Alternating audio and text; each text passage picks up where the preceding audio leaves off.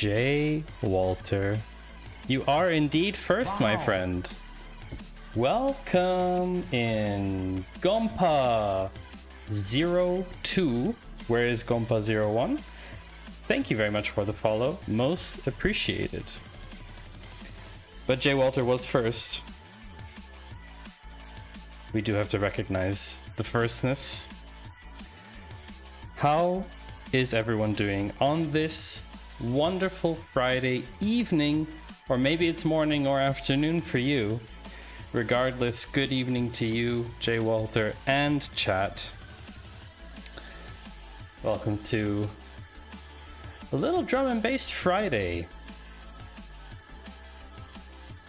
I hope your week has been eventful in a good way. Mine has been eventful in a good way. Lots going on, but all positive things. You may be wondering what we're going to be doing today. I shall tell you momentarily. But first things first, we should say hello.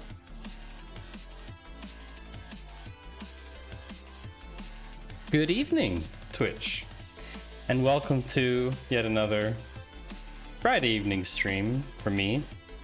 Again, maybe it's morning or afternoon for you, I don't know. We are going to be continuing our journey in R, the pirate language. If you're not familiar with R, it's a programming language, much like JavaScript. I mean, it's not like JavaScript, but it's a programming language, such as other programming languages. JavaScript, CSS, HTML. It's technically also a programming language, isn't it? I don't know. Highly debatable whether it's a programming language. Why am I learning R? Because I already know SQL. Hello, Harris Heller. I already know SQL and I need to learn another language because I'm always interested in learning. That's the reason.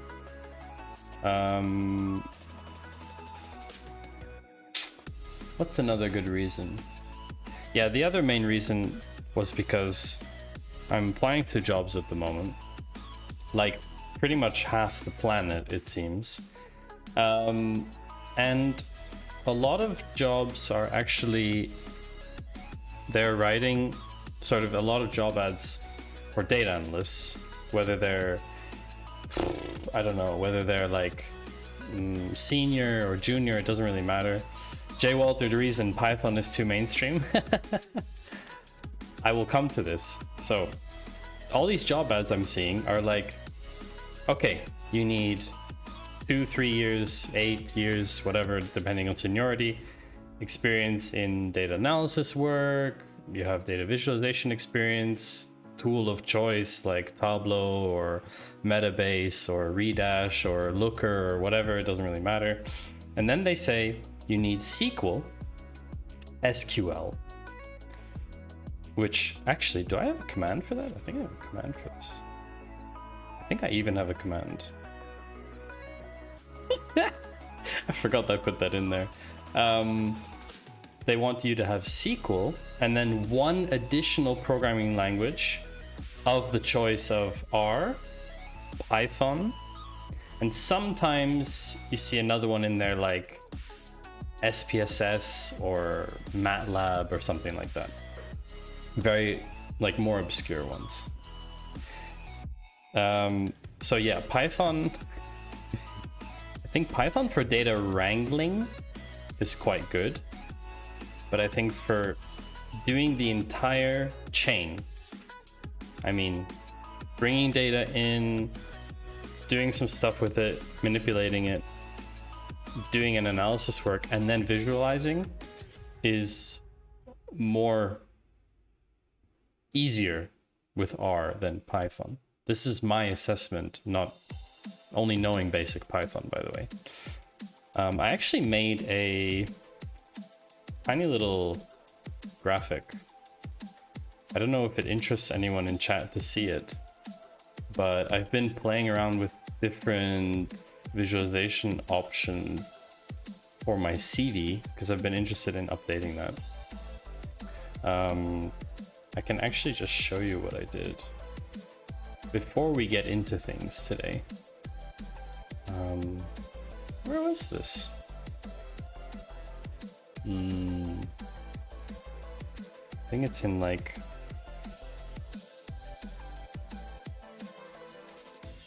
Oh yeah. So that's that. Let's bring that over here. I will be sharing my screen with you very shortly. I just want to make sure I'm not showing anything which is precarious. Like a URL or something like that. Or whatever, you know.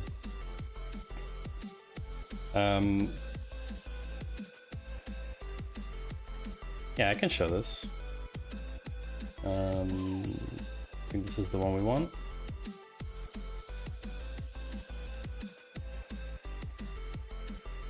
Sick beats, yo. So I made like this...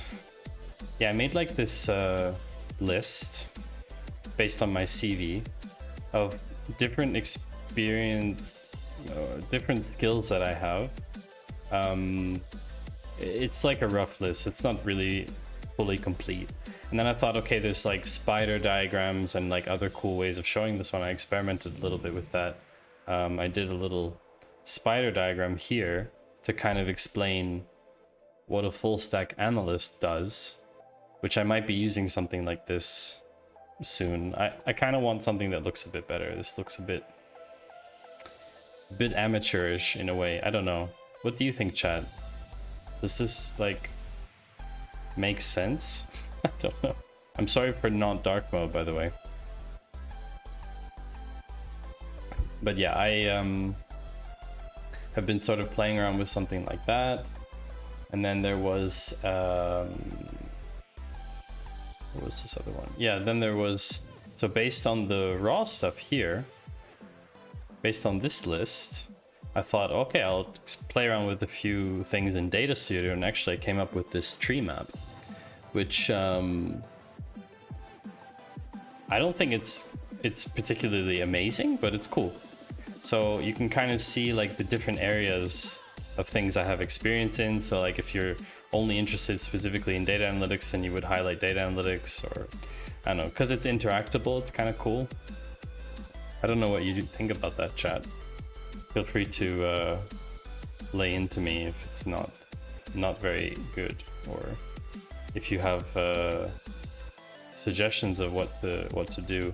I'm just looking to sort of explain better why my profile is so diverse, because my CV, like, it's hard to do that in a classic 2-page PDF document.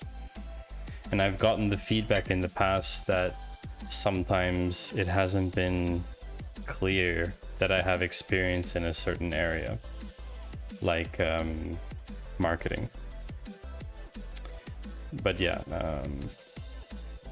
sorry about that. I'm getting spam messages here on my phones. So yeah, chat, I don't know what you think about that. Maybe you've all been scared away because it is so quiet. But yeah, I've just been experimenting with that kind of stuff. What are we actually here for? Perfectly in time with the music. We are here for deploy. So they've decided to remove all the vowels except the Y for this one. So apparently we will now learn to transform and manipulate data. This is apparently a 4-hour course. I don't think it will take us 4 hours. Maybe. I don't think so. I'd like to believe it won't take us 4 hours. One thing that has to be noted is, I hope this doesn't autoplay. Okay. So about the videos. if you haven't been here before, and that's okay if you haven't been here before, by the way, I don't play these videos on stream. The reason is I put these VODs on YouTube. Oh yeah, you can go watch the previous VODs on YouTube. And I don't want the videos to appear in full length on YouTube, because, or on Twitch for that matter, for the first 14 days, because I paid for this course, and not that I don't, you know, want to share it with you, but sharing the videos feels like kind of a breach of terms of service a little bit for DataCamp. Like, they wouldn't appreciate me downloading the videos and then uploading them to YouTube. And that's effectively what I would be doing if I watched the videos, because they're not accessible to the broader public, at least not the courses that are not free. So this one's actually free. So I could play these videos, technically, I guess. Also, I'm a little bit behind on the VOD. I'm very sorry. The reason for that is that 2 weeks ago, we unfortunately had to say goodbye to one of our bunnies, and it's been a bit chaotic since then. Because we have two, and now we only have, well, had two, and now we only have one, and it's not good for her to be alone, so we are trying to find a companion for her, and introducing a second rabbit to an existing one is quite complicated because of like alpha dominant stuff. So yeah, we have to do a whole load of stuff, but this isn't a funny stream. But at some point I would like to get a webcam up and running for the room that we have them in, or will have them in. Right now it's just her. So that chat can also watch her throw bowls around and nibble things and eat carrots and whatnot. So what are we doing? We are learning to transform data. This is very important because I actually want to use R with my own Postgres dataset. And so I need to understand how to do these 4 things. Basically select, filter, arrange, mutate. Those are the functions I will need to look at different aspects of the data. And from what I've read, deployer is a pretty interesting, it's a very important function. Yeah.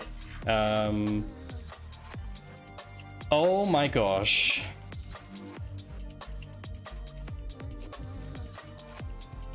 We have someone in chat that requires a very significant shout out. Dr. Dynamite, welcome back. It's been a while. How do you do, my doctor friend? You have to go cook birthday supper. That's dinner for y'all. Welcome in. That's right, Jay Walter. Who's the birthday supper for? Is it for you? Or is it for your other half? Because if it's for you, look at the beautiful face, and mine's wasn't too bad either. For my wife.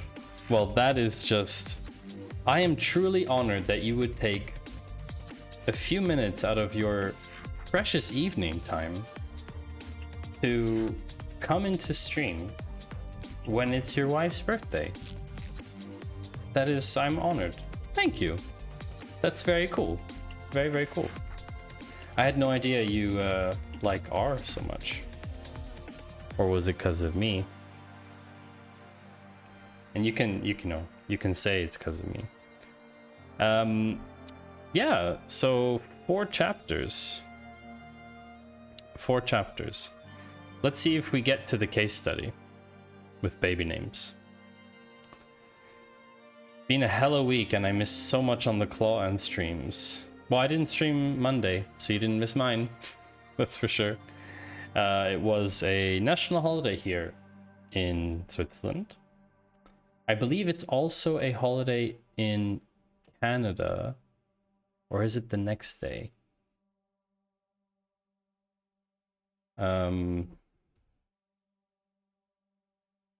We have to check this now. I'm sorry. Oh, I just Googled this in... just Googled it in German, but actually I just realized. Canada was previous Monday. Hello along with Chris, and welcome. So we have Zurich.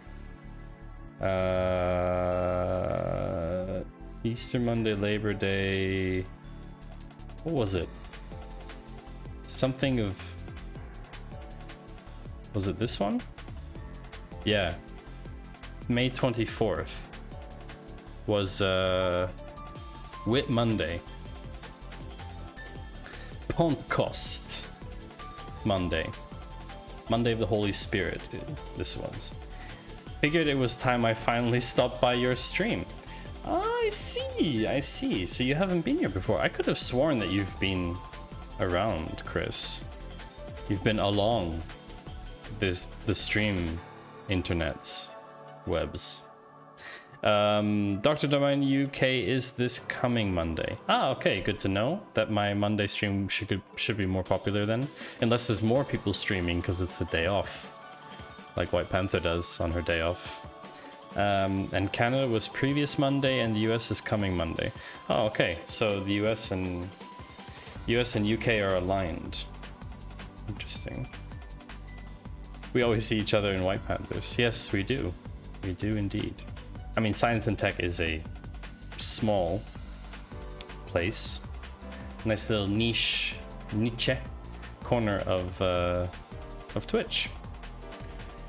So we have transforming data with deployer. So I'll show the transcript here.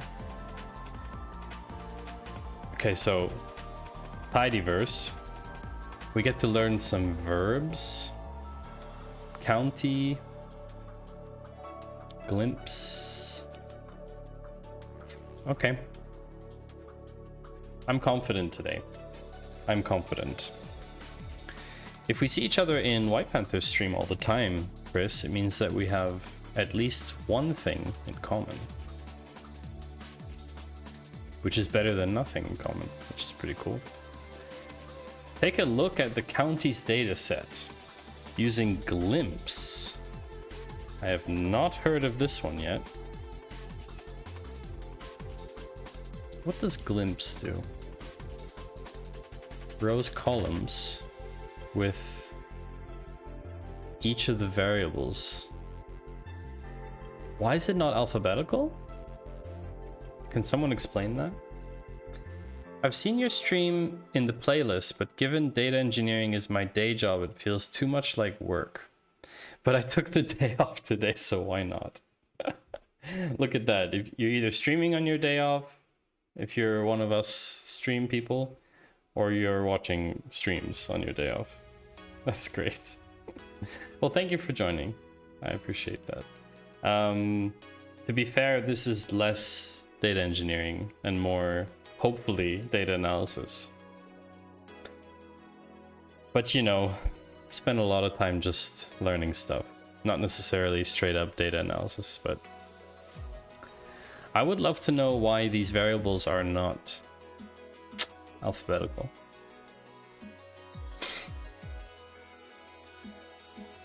And there's a thing I was reading about these lights making people yawn. So it's not my imagination that I yawn more when the lights are on.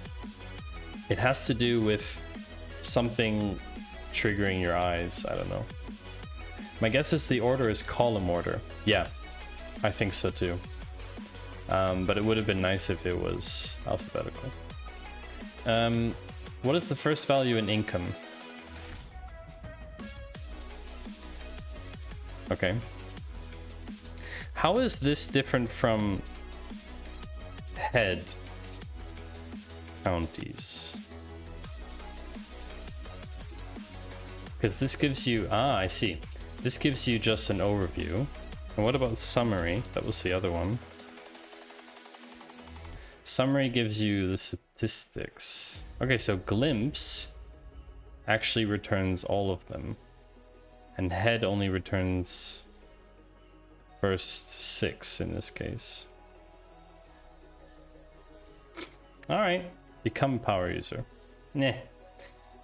Select the columns.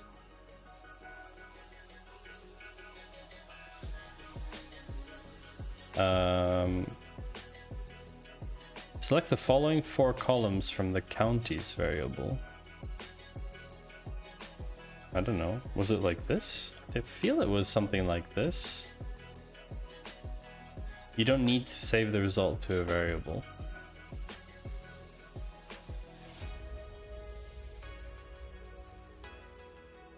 I feel like I'm missing something.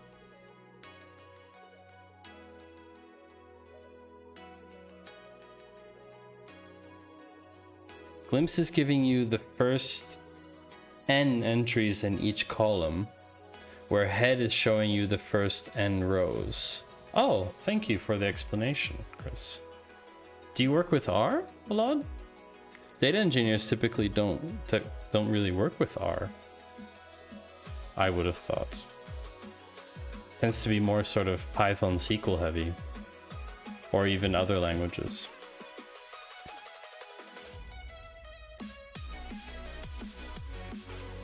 Nope. Then I'm even more impressed by your knowledge. So I can access variables with $. Just can tell from the way it outputted and helping people with random things. Well, backseating is not a problem here. Everyone is here to learn, especially myself. I feel like there's a... Why? Okay, so I know that if we do C state, object state not found. It's like I've forgotten everything. I will take the hint. I don't care about the XP. You can use the select verb. Oh, yeah, I probably should have seen that coming, seeing as this is just like SQL. County, population,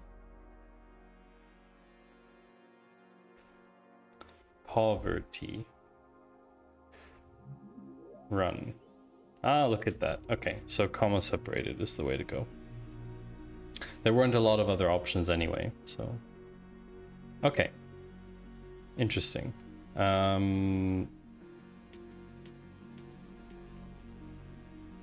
Just those 4 columns. Variable being column in this case. Okay.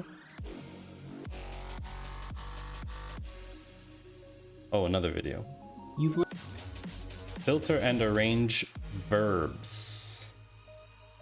Let's look at the transcript more carefully this time. We start with code for selecting 4 columns of interest.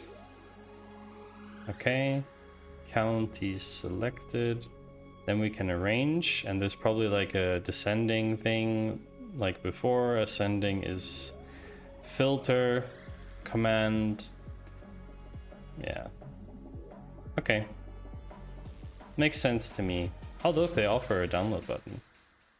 Isn't that nice? Okay, so county selected. Counties, pipe. Select state, county, population, private work, public work, self-employed. Add a verb to sort in descending order. Arrange.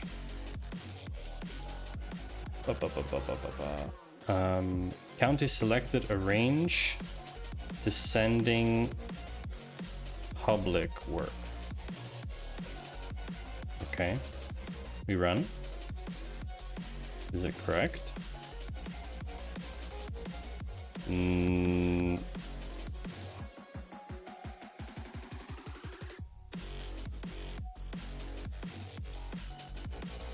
Yep, that's descending.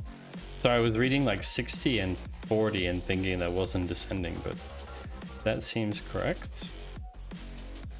What if we were interested in looking at observations in counties that have a large population or within... Oh, that's going to be filter. Okay. Filter for countries with a population above 1 million?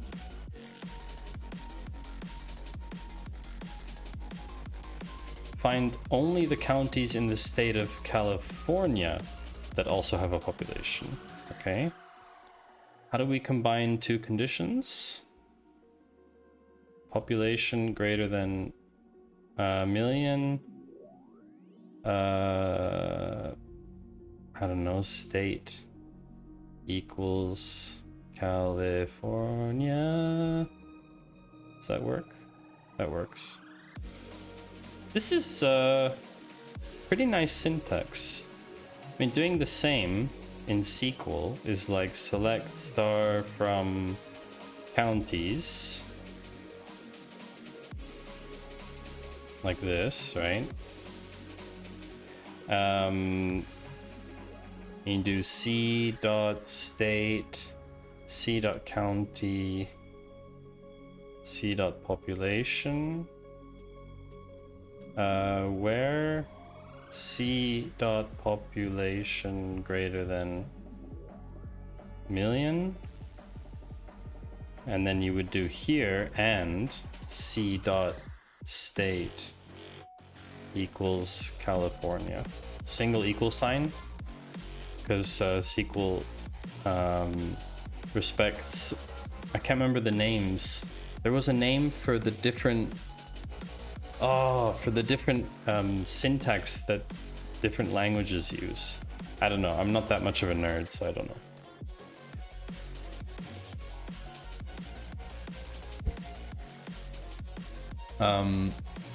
So this and this together are shorter than this? I don't know. We can check word count.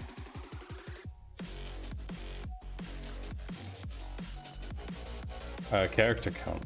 Oops. 116 characters. And that's the shortest, I guess. Technically, you don't need to alias it.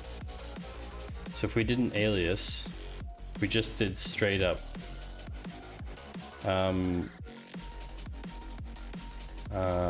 Where population and state. Okay, so 101. And what about this one? So you define the variable, and then you filter it. I'll take out the text because that's not fair. Instructional text. Okay, so it's actually longer. Mostly because you need to pipe it twice. Interesting. I like looking at things from a different perspective. I don't know if anyone else would have done it this way, but I like to sort of think about things that way. In something that I already know. I know SQL very well, so it makes sense for me to kind of learn that way. Does anyone else learn that way? I mean, how do you chat? How do you learn things? Because I have to learn things by trying them. I can read things and to understand the kind of theory behind it, which is why DataCamp works for me. Like, I can read the theory or watch a video about the theory, but then I actually need to try it. I'm a very much a active learner, I guess they call it, or practical learner. Filter for Texas and more than 10,000 people, sort in descending order of private work. Filter for Texas, more than 10,000 people, so state equals Texas, population greater than 10,000. Then you can pipe it again. Yeah, technically you could pipe it once if you don't define the variable first. You could just do counties pipe like this and then keep piping.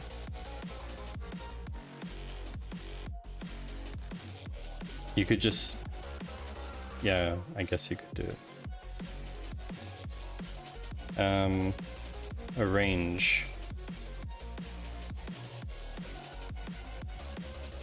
Descending order of private work. Private work. Gone very quiet, chat. Tell me you're still here. I want to know you're okay. I mean, I'm doing this for myself, but it's nice having you here. I appreciate you. Of course. Tibble. I'm always concerned about my internet connection. That's why I'm like glancing to the right. That's my internet connection screen. My left is my chat. And the middle ginormous screen is the things. I'm not okay. Oh no. Tell me what's wrong, Chris. I mean, it's your day off. Should be okay. Do you always have Fridays off? I wish I worked part-time, actually. That would be pretty cool. Wouldn't complain about that. Learned how to filter and sort a data set to answer questions about the data. Notice you only need to slightly modify your code if you're interested in... Oh! Stupid yawn! Not even tired, it's just these lights. I don't know, I have to change it or something. Nah, I took it off to make a long weekend. Any plans, specifically? Other than watching Twitch streams? What time zone are you in? Is it also evening for you, Chris? Could be just the start of your long weekend, for all I know. Mutate. Add new variables or change existing variables. Okay. Great. Okay. Seems easy. I'm in EST. Oh yeah, so you go time.is EST. Best site ever. Yeah, whatever. 2:37. So you've still got the whole Friday afternoon in front of you. That is pretty nice. I got it. Mutate. Mutate. Please mutate. Counties selected. In video, use the unemployment variable, which is a percentage.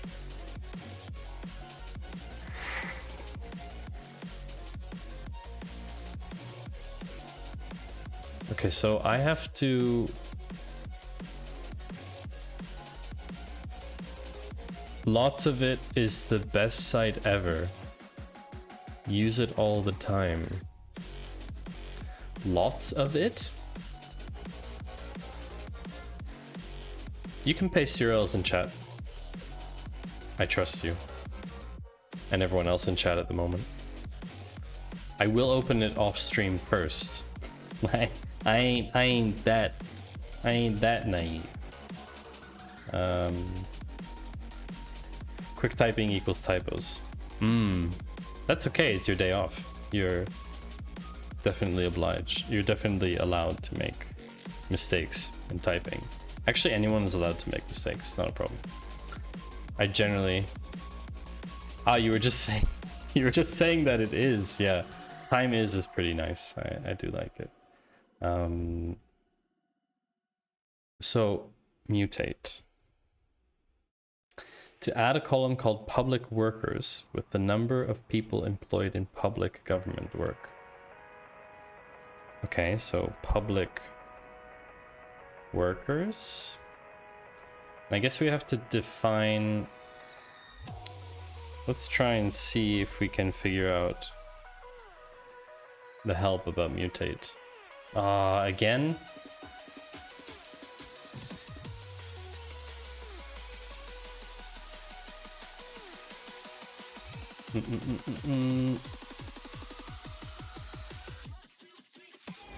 The help in thingy doesn't work.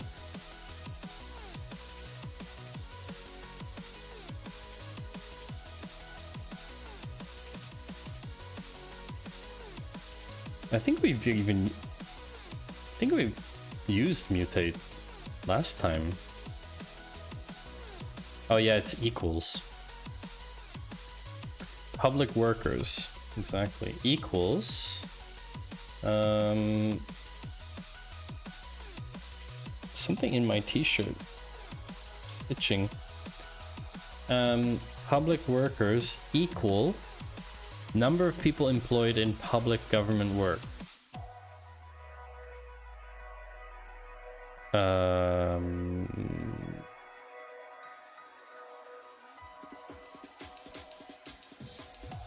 What's the definition?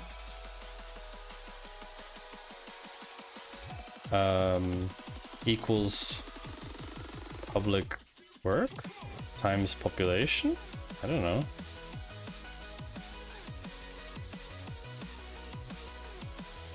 Public work, 20.9. Okay.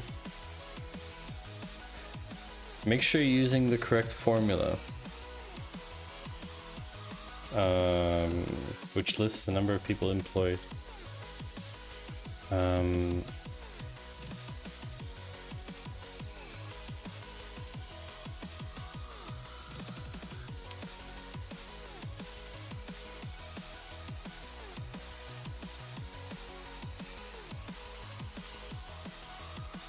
I don't know. Times population times 100? What's the definition for this? I don't understand. I don't know what the definition is of this variable. Number of people employed in public work. The video used the unemployment variable, which is a percentage, to calculate the number of unemployed people in each county. In this exercise, you'll do the same with another percentage, public work. So it's a percentage. Yeah, so public work times population times... It's a percentage. Yeah, times population. Maybe it's the other way around. Population times public. Sometimes they're weird about the order. Oh, there's a dot at the end. Why is that?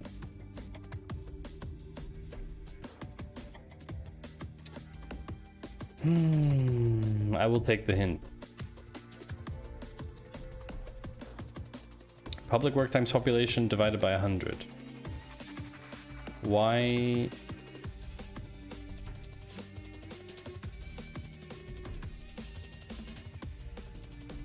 This doesn't make a lot of sense to me. Mutate filter turtles ninja equals true age equals teenager.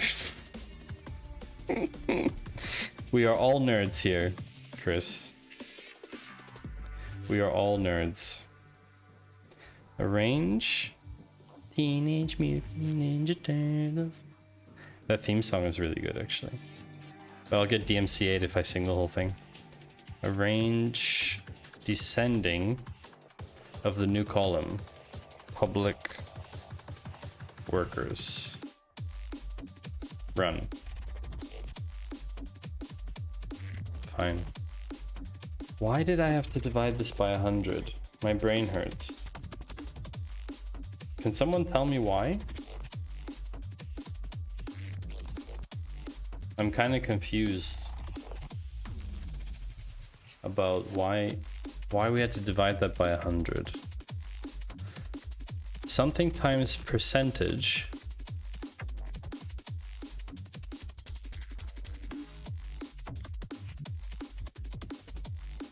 population times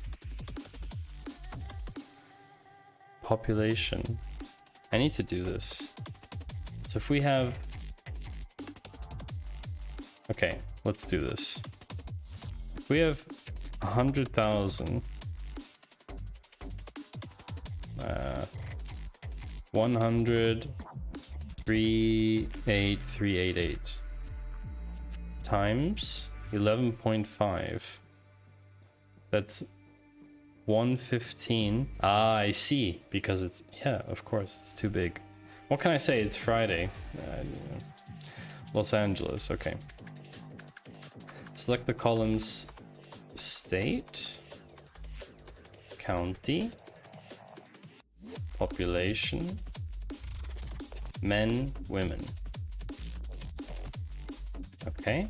Calculate proportion women as the fraction of population made up of women. Okay, so mutate. Because to get a percent, it needs to be under 1. Correct. Thank you, Chris. I had just like a brain fart moment about why.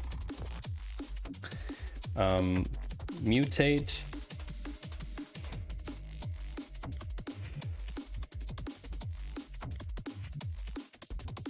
Oh, super annoying. I really need to fix that for next time. Let's see. Fraction of population made up of women.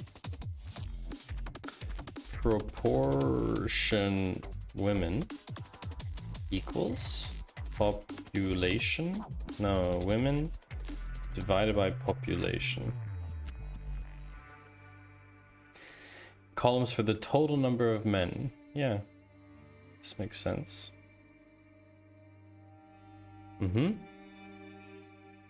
Plausible, around the 50% mark.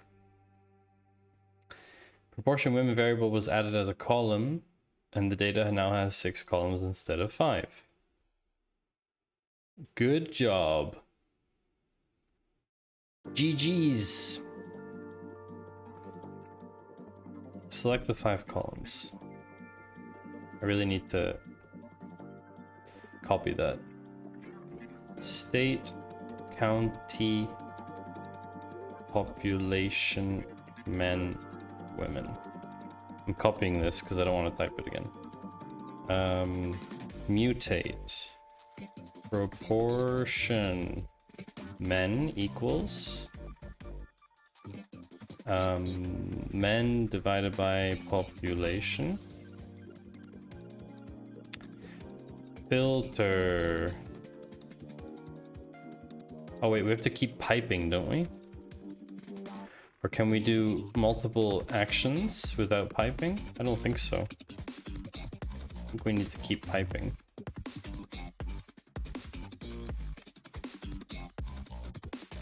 What a smashing tune.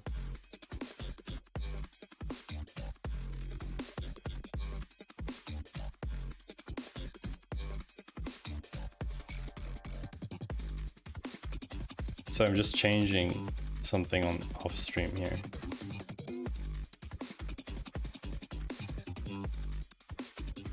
All right. Filter for population of at least 10,000. Population greater than 10,000. IP.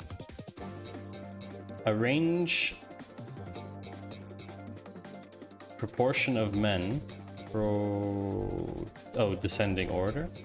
Proportion men. Oh. Nice. Submit. Cool. Notice Sussex County in Virginia is more than 2/3 male. This is because of 2 men's prisons in the county. Okay. But does that explain Lassen in California? Or does it explain Chattahoochee? Hope I don't get banned for that one. 66.6% male. Okay, interesting. Another video, the count verb. Don't we know what count does? The way you can aggregate data is to use count. Lovely. Count and sort. Add weight. Instead of finding the number of counties in each state, we wanted to know the total number of people. We can add the argument WT, which stands for weight equals population. This means that the n column will be weighted by the population. Oh, that's very cool. That seems like fun. Doesn't that seem like fun? That we can auto wait stuff? Excuse me, I am receiving a text message. I have a command for this too. I think I am getting a text message. Look. Ah, there it is.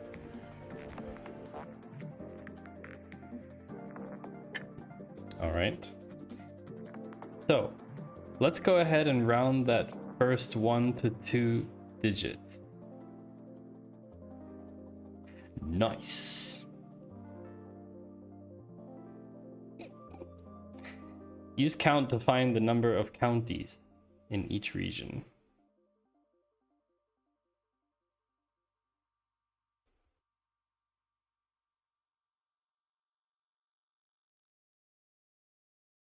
By using a second argument to sort in descending order.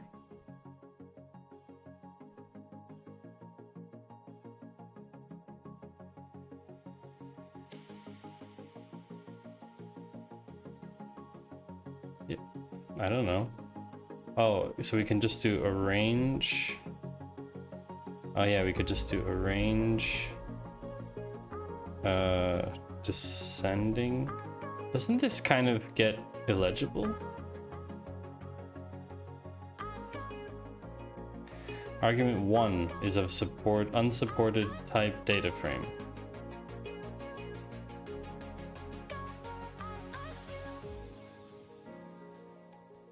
Aha, we have to we have to select the data first. Don't I have that in my clipboard? Bloop. Select state, region. Oh, it's a different one. Whatever. Region, state, population, citizens. Citizens of the world. Okay. Types. Then I want to count the number of counties in each region. County. No applicable method for groups. Ugh, okay. Count county.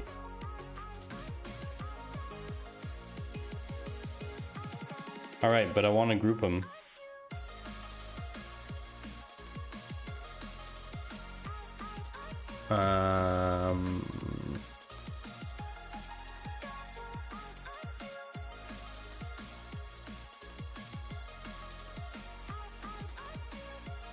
How do I do that? How do I output? I don't know how to output this. The count verb takes a second argument sort. That tells it whether to arrange the results in descending order of n. Oh. Sort equals sort in descending order.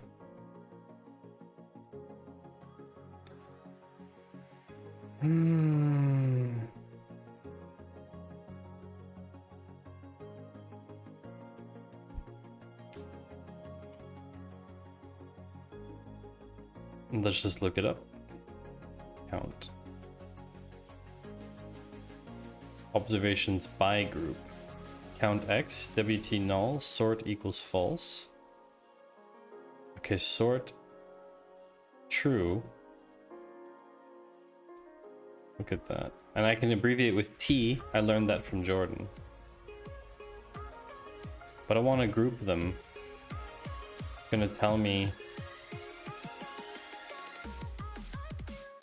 Yeah, exactly. Where's the group by?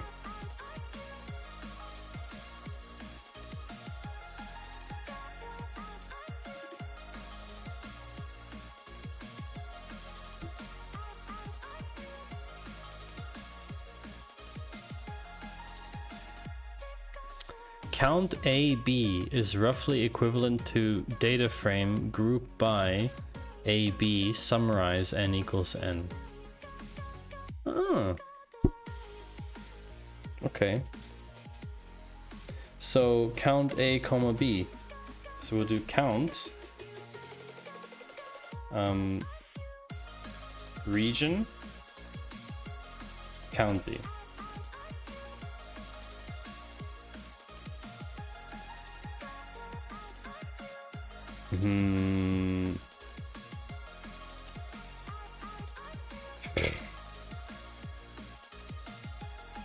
Should have 4 rows and 2 columns.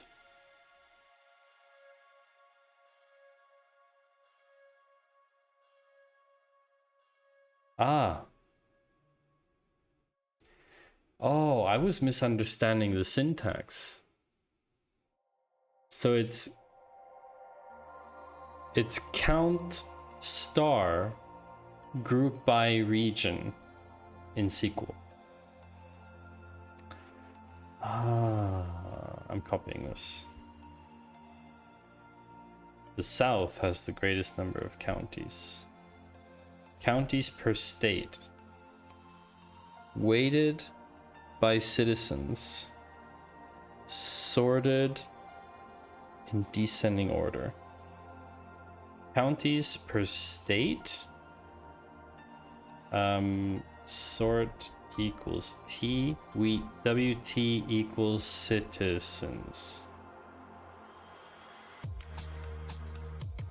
From our result, we can see that California is the state with the most citizens.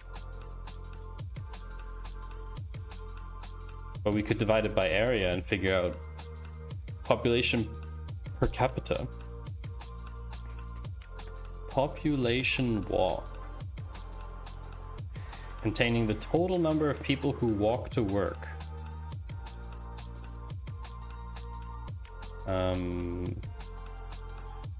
Mutate equals total number of people who walk to work in a county. Population times walk divided by 100. I guess walk is a percentage. Yep. Walk is a percentage. All right. Count weighted by the new column.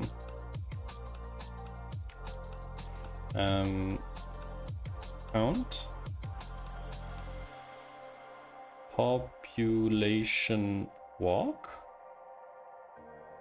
Account weighted. Weighted by the new column. Hold on. Each state. Does walking from your bedroom to your living room count? Says along with Chris. I think so, because it's walking. They didn't define how long you need to walk for, right? I mean, I walked outside today. Briefly. When was the last time you were outside, Chris? Be honest. So we want to do it by state. State, WT equals population walk, sort equals true. Apparently in New York, people walk to work the most.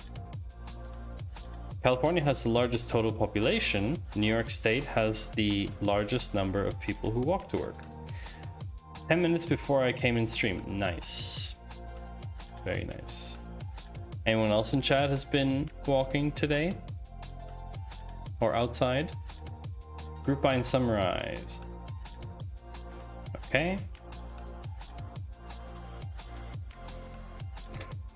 If you wanted to find the total population of the United States, you could use the summarize verb and provide the new variable you wanted. Aggregate. Median, min, minimum, max, n for size of the group. Okay. Checks out. I'm in New York, used to walk to work. Anecdotal evidence is the best kind of evidence. I got 50 XP for that. Nice. All right.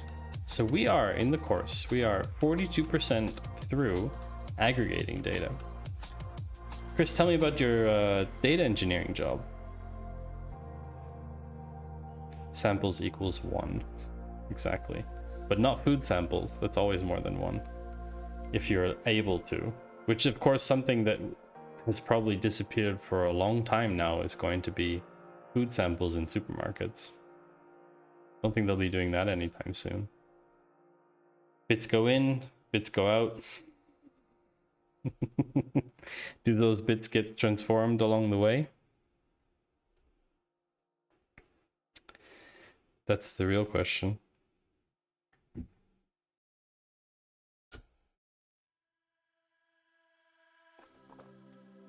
you do that at a very, very high frequency, aka streaming, or do you do it more in batches? Summarize the counties. Summarize.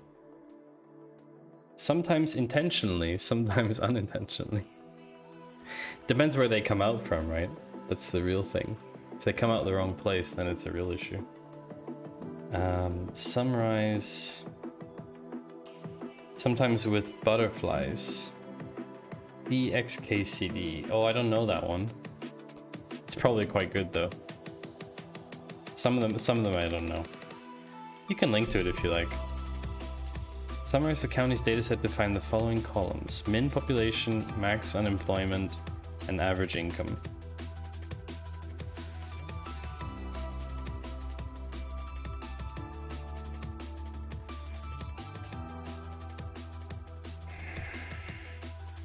Do I have to say what I need to find?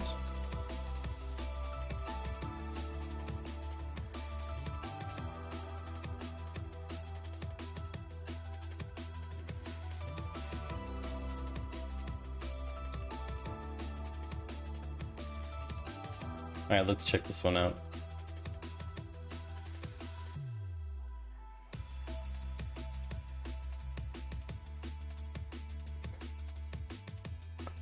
Nano? Real programmers use Emacs. Hey, real programmers use Vim. Well, real programmers use Ed. No, real programmers use Cat. Real programmers use a magnetized needle and a steady hand. Excuse me, but real programmers use butterflies. They open their hands and let the delicate wings flap once. The disturbance ripples outward, changing the flow of the eddy currents in the upper atmosphere. These cause momentary pockets of higher pressure air to form, which act as lenses that deflect incoming cosmic rays, focusing them to strike the drive bladder and flip the desired bit. Nice. Of course, there's an Emacs command to do that. Oh yeah, good old C-X-M-C-M-butterfly. Damn it, Emacs.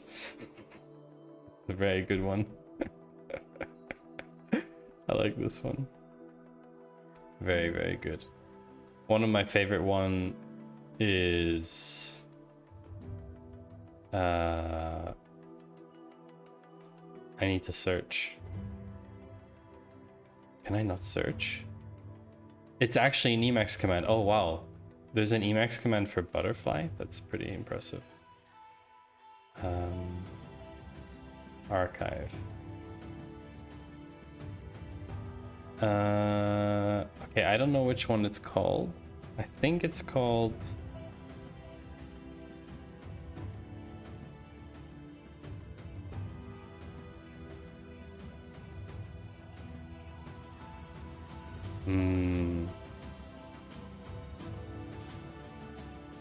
One of my favorites is the classic. Exploits of a Mom, yeah. Hi, this is your son's school. We're having some computer trouble. Oh dear, did he break something? In a way. Did you really name your son Robert, semicolon, sorry, Robert, apostrophe, bracket, semicolon, drop table student, semicolon, dash dash? Oh yes, little Bobby Tables we call him. Well, we've lost this year's student records. I hope you're happy. And I hope you've learned to sanitize your database inputs. Good old Bobby Tables. Hey, Kiwi Gamer Romania. Welcome back. I believe it was you who had the crazy Olympian math competition thing. Was that you? I think it was you. It's been a while.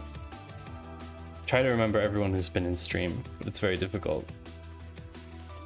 Yeah, how did that go? Because you were training pretty intensively for that. It's amazing I can remember things like this, but I can't remember really vital information like people's birthdays. Max unemployment. That's what I'm heading towards. If I don't find a job by 1st of October. Average income. I think it's average. AVG? No. Average.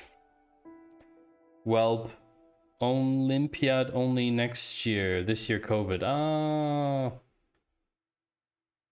There's no average function? Oh, mean. Yeah. Should have known that. Sorry to hear that, Kiwi Gamer. But you can find other things to do, right? You could start streaming, for example. Check your call of summarize. Did you specify the argument min population?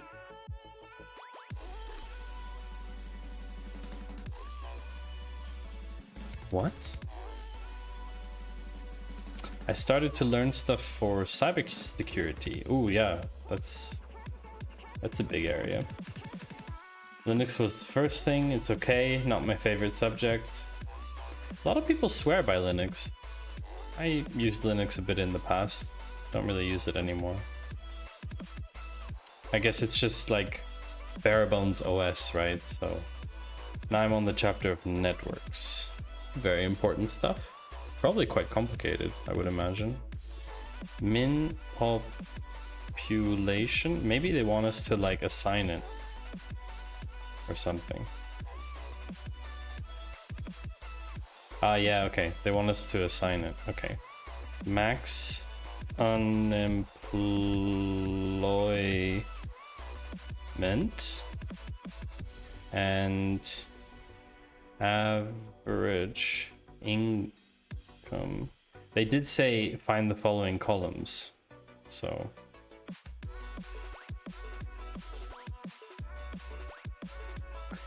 now I'm on the chapter of networks. I love it. It's a lot of theory, but I find my shortcuts and methods to simplify and understand the information.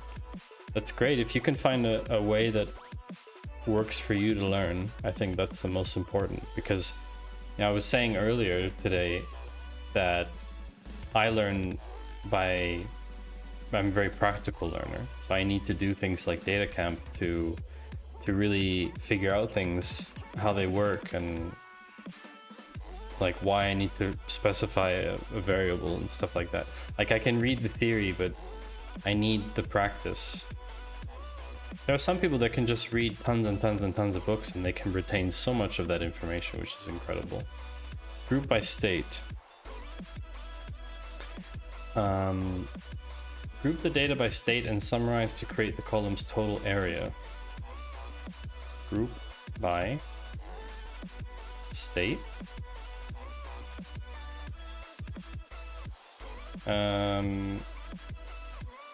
Summarize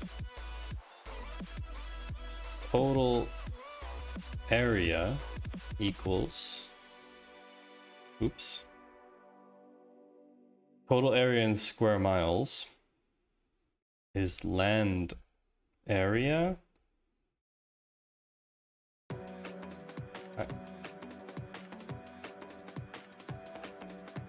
I guess we have to sum or something. Also, never learn stuff like OSI? OSI? Is that an I or an L? OSI is used for studying and was released after TCP. Remember, Open Systems Interconnection is used for studying and was released after Transmission Control Protocol. Oh, I see. So that you don't use the abbreviations.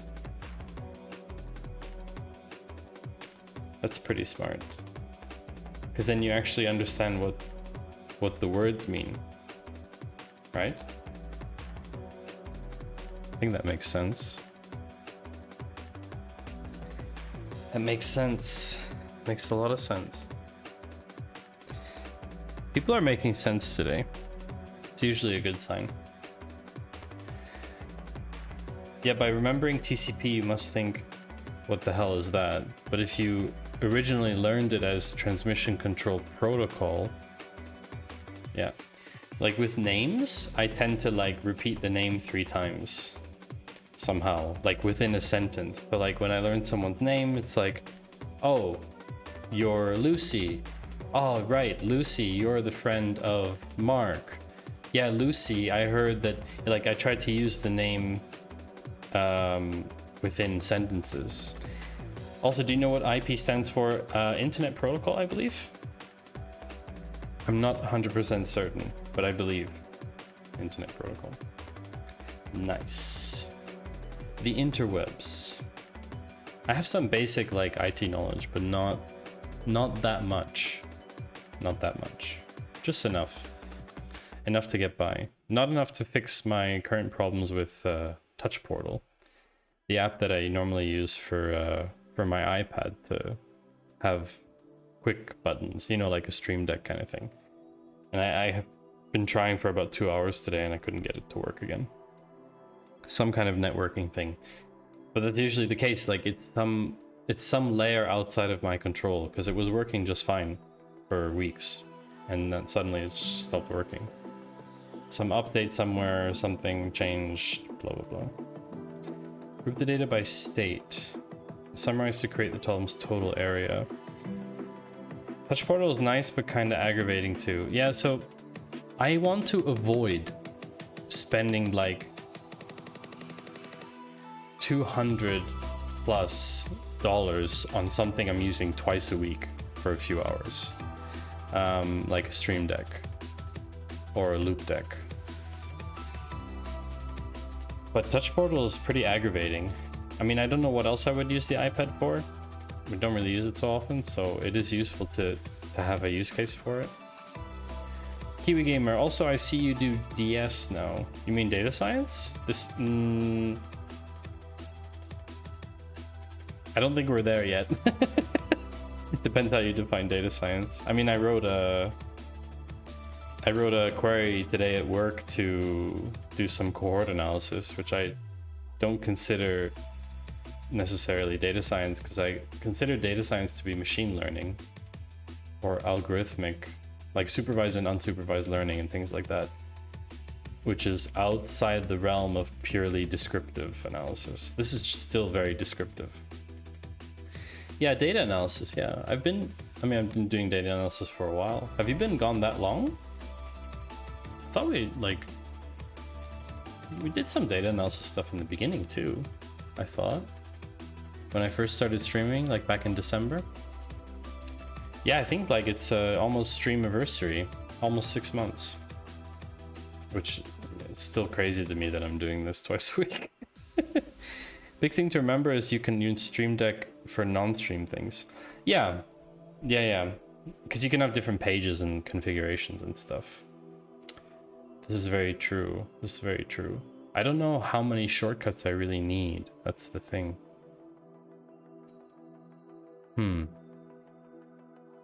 It's worth thinking about.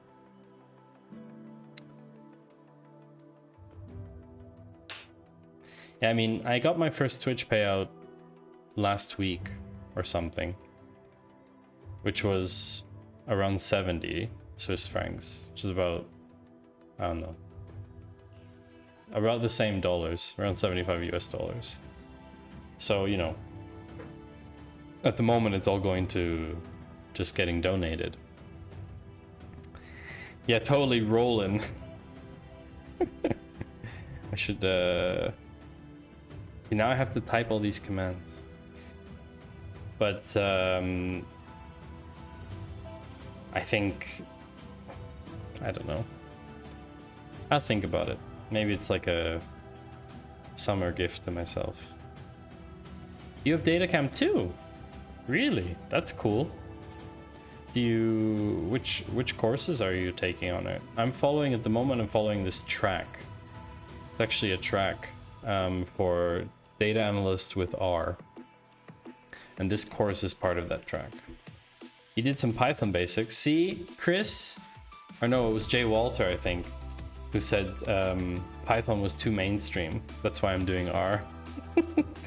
And I was explaining that at the moment I'm looking at applying to jobs, and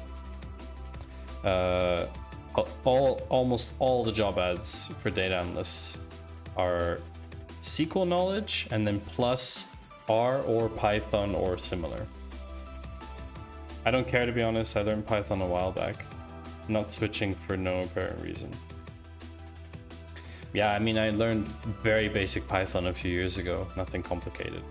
Found it fairly easy to learn, actually. At least the beginning. I didn't get very far, but found it fairly easy to get into. SQL is also very easy to get into, but you very quickly plateau, where you reach a point where you're like, oh, okay, I want to start aggregating stuff and group by. That's cool. But then what if I want to do multiple transformations in multiple stages? Then I need to start using common table expressions, for example. I'm thinking, what could a more math-based track on data camp? Maybe data engineering or ML. I don't know. I mean, math-based.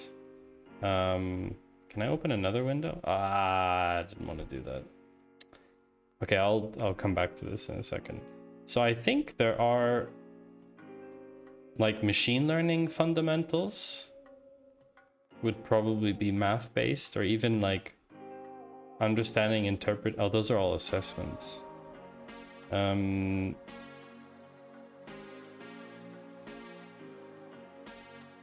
guess you can filter.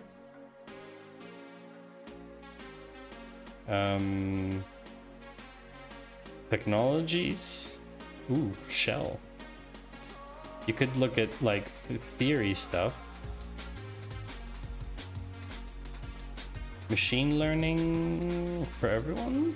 No coding? Or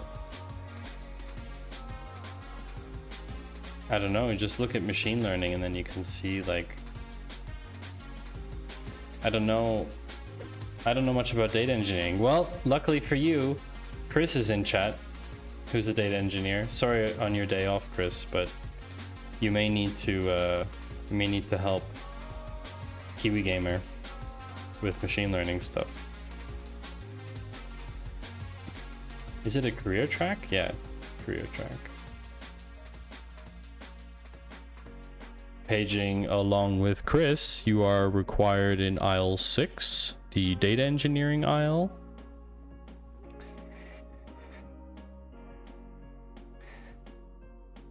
I know they're here. He or she, I'm not sure. Ah, it didn't save my work. All that work gone to waste. Group by state. Walks to aisle 7. just change aisles, and then they won't see you.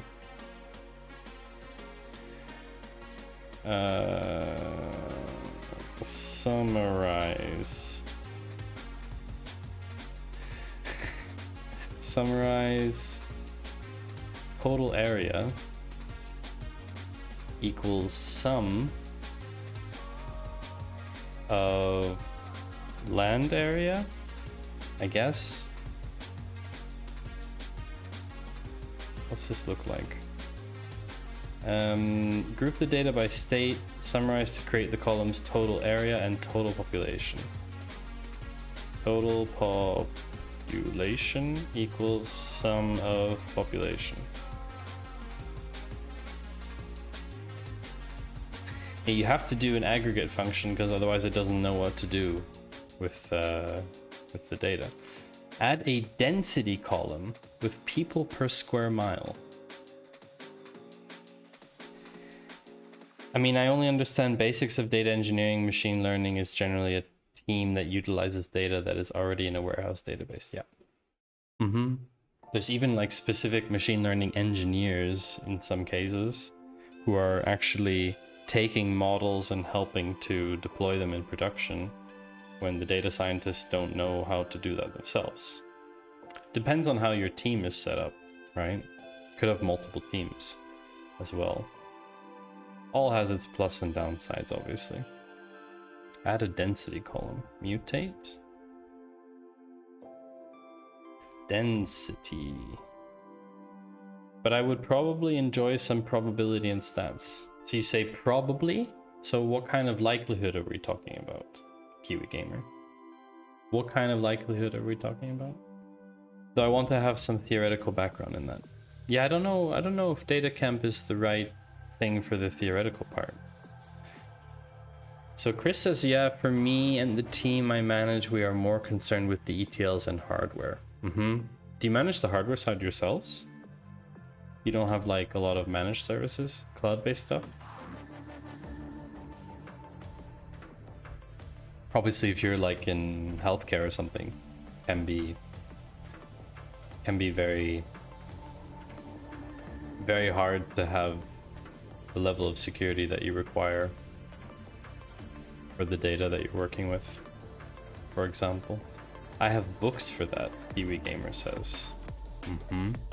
I got all the books I would ever need for basic middle level mathematics. See, that's like, for me, that was the thing I was showing earlier. I did this like CV skill thing. That's not the important part.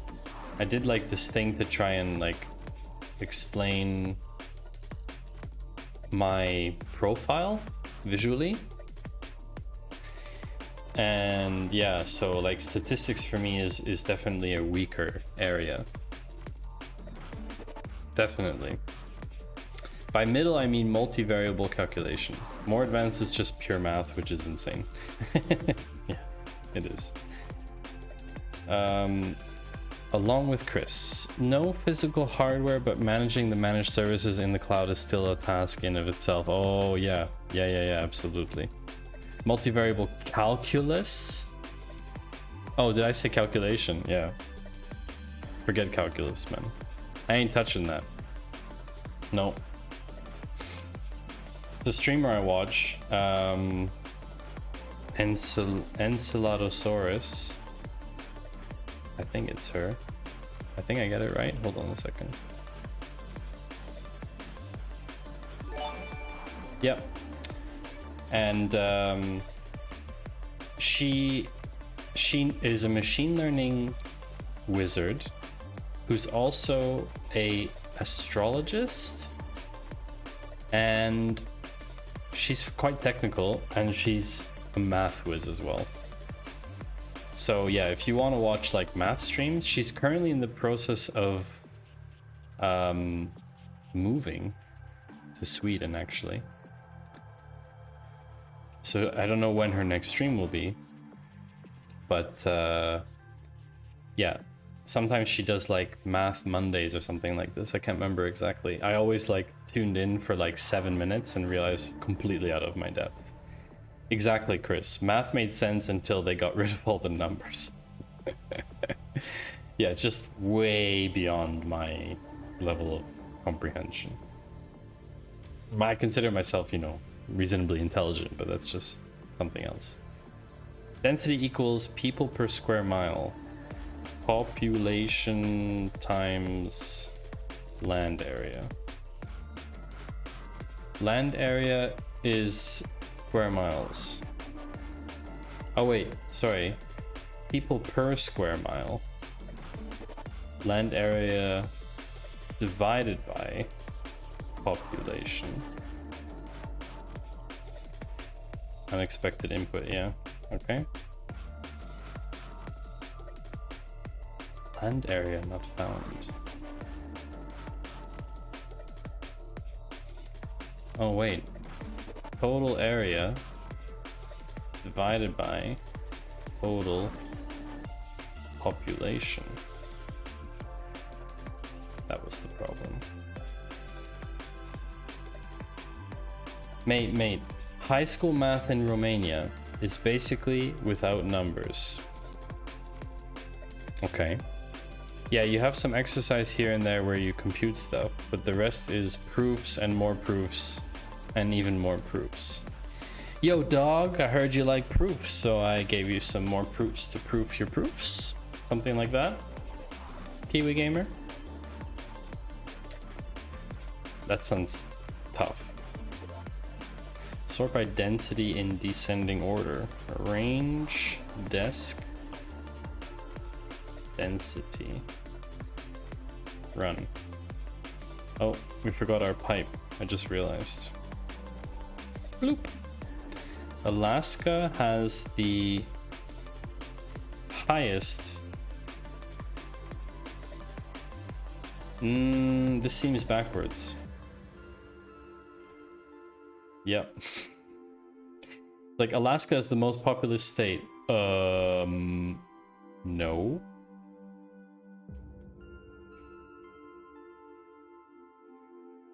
Lol, you reminded me of an AP Calc problem where you had to calculate the derivative of x to the power of 2, then prove that, then prove the proof. No joke, that was a thing. These, as they say, the proof is in the pudding. So I would have just made pudding at that point.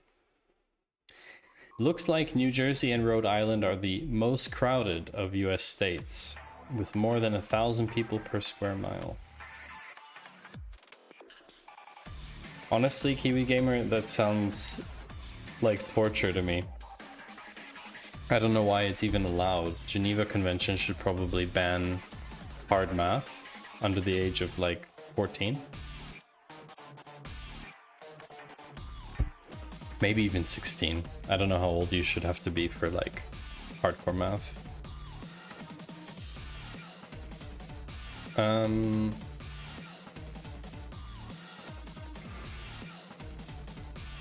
I'm basically out of water.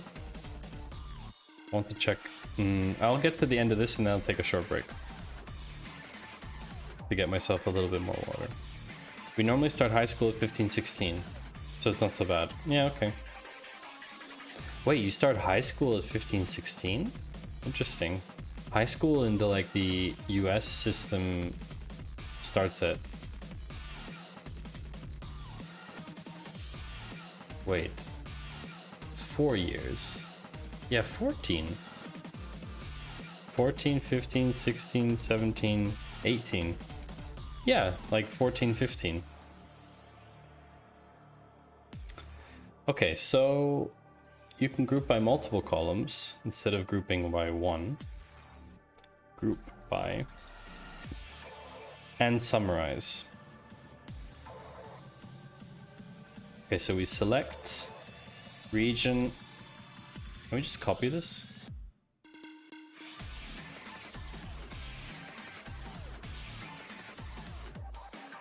Okay.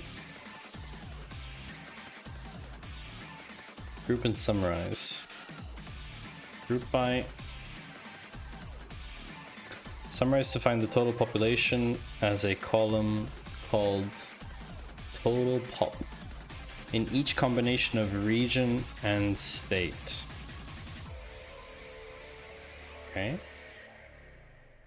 Summarize. Chris says the only advanced level math I found actually fun and useful and kinda easy was linear algebra. Actually, I think I mean, depends what you classify as advanced math, but the only math I really had fun with was geometry. Maybe even trigonometry, but I think that was the only math I really enjoyed. Linear algebra is cool, did not do a lot of it though. I can't believe we've gone to full-on math chat. There is an actual math professor on Twitch. I don't remember his username. It's like the boring math professor, I think. I hate trig, I like calculus, I love algebra. Man of simple tastes, you are.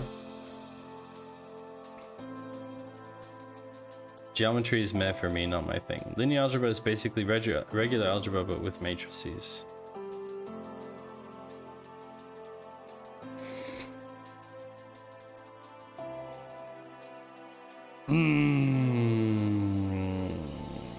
Total pop equals pop, sum of population. This has to be correct. Bloop. Nice. Notice the tibble is still grouped by region. use another summarize step to calculate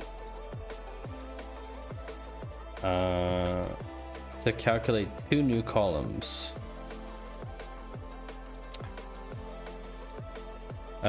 I should learn linear algebra sometime. Now that I'm here, I will start working on something I stopped working on because I started cybersecurity.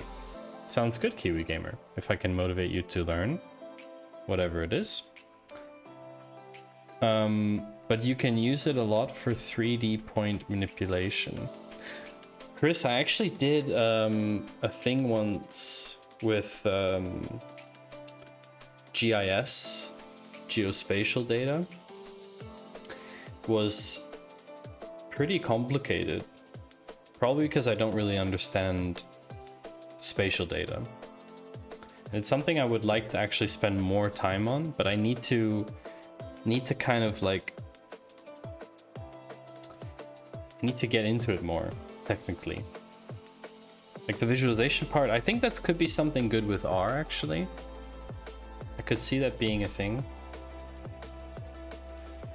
Yeah, like I could definitely spend a significant amount of time doing some like R visualizations for maps and stuff. Because I have some location data, like the weather stuff, for example, So Kiwi Gamer, I remember now why I stopped for a bit, because of insane problem. Okay. Good luck with that. Best of luck to you.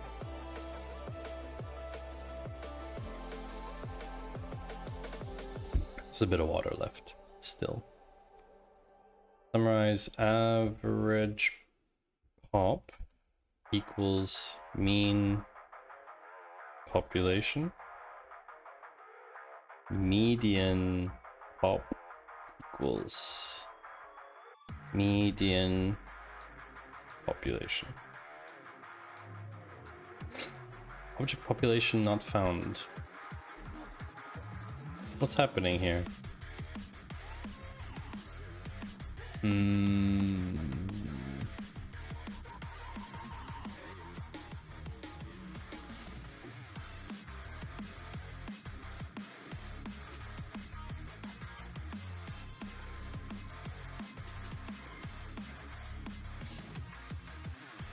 Oh, because you can do like that.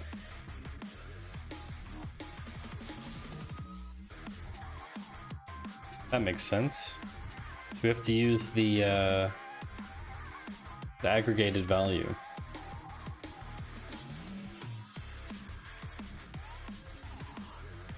Top N verb. Instead of aggregating each state, you want to find only the largest county. Top N is very useful for keeping the most extreme observations from each group.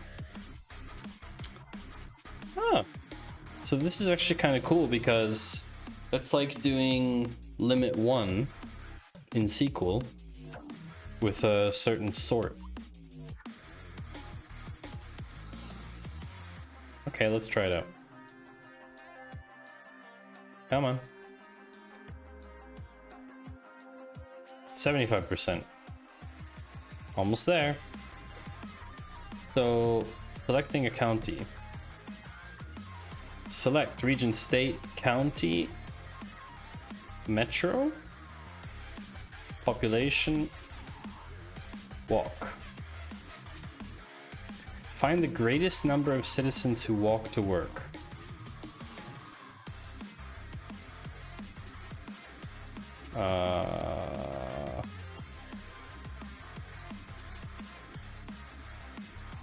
County selected.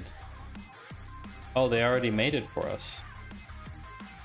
Cool, we don't need to do that again. Group by region. How is this dubstep? Sorry.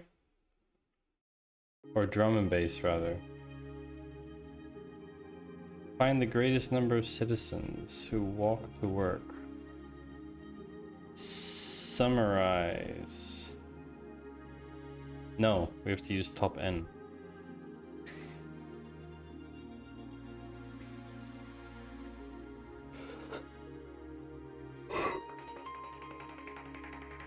Now you're interested in finding the county within each region with the highest percentage of citizens who walk to work.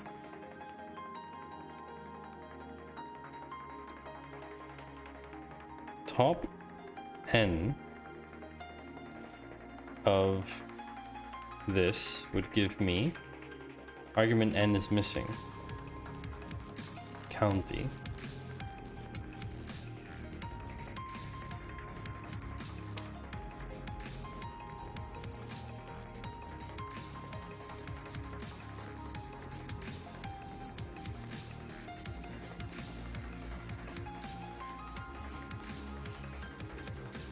What if I do just some population? Object population not found.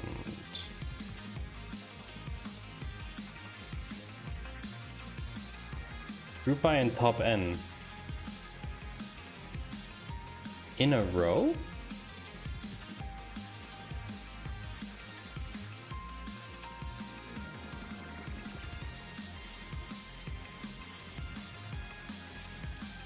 Okay, so that's correct then. Top n, greatest citizens who walk to work.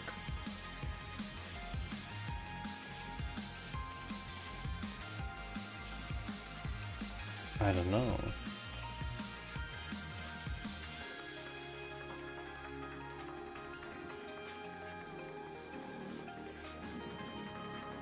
Let's check out top n help again.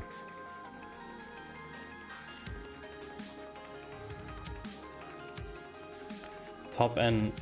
Oh, you just put an. Okay, so the two verbs you'll want to use are group by and top n. But now it's grouped by region. Interested in finding the county within each region with the highest percentage of citizens who walk to work. Group by region and county.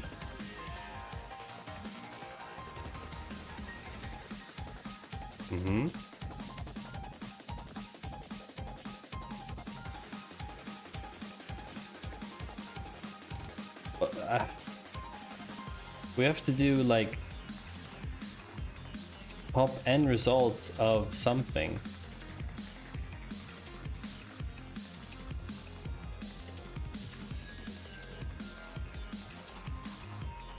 Highest values.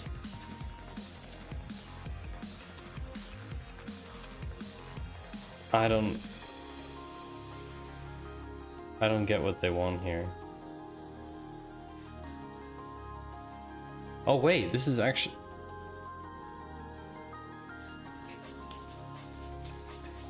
Ah, it's the top value for each region already. Okay. Notice that the three of the places lots of people walk to work are low population non-metro counties. But New York comes up.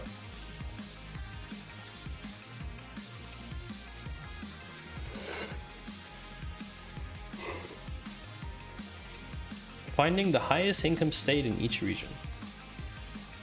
Calculate the average income. Mean.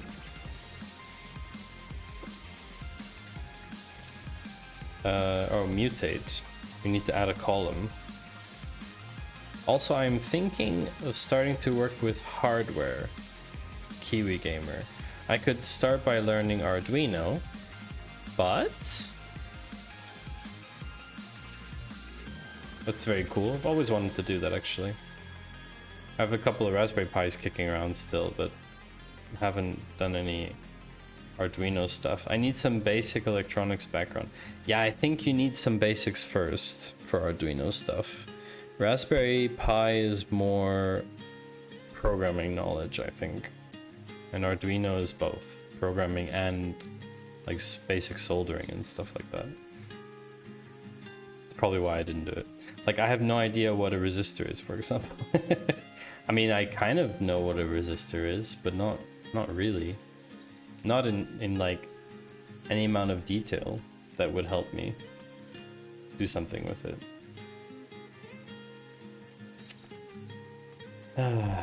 Yeah.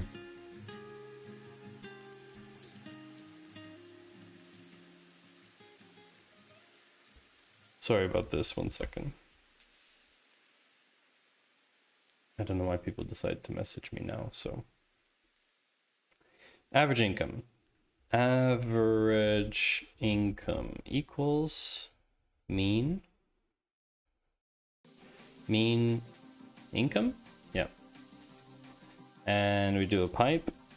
And then find the highest income state in each region.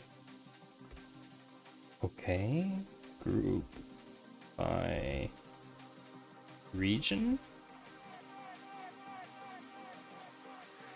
No! Oh no. I pressed reset. I pressed reset to sample code. Can I undo? Yes. Okay, I can. Nice. So region. Is this the right result?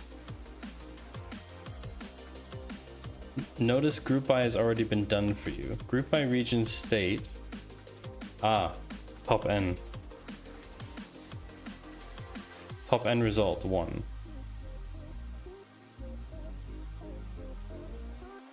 Find the highest income state in each region.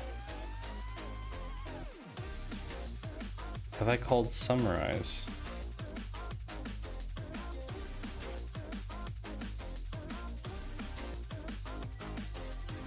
Can you do like summarize with top n1?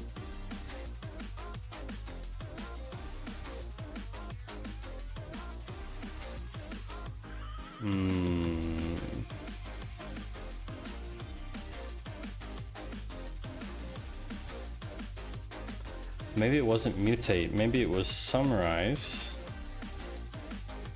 with average income and then top n1. Ah, here we go. That makes more sense. So you summarize. Oh, summarize creates a new column as well, but so does mutate. Okay. 92%. Using summarize top n and count together. Okay, mind-blowing stuff. Is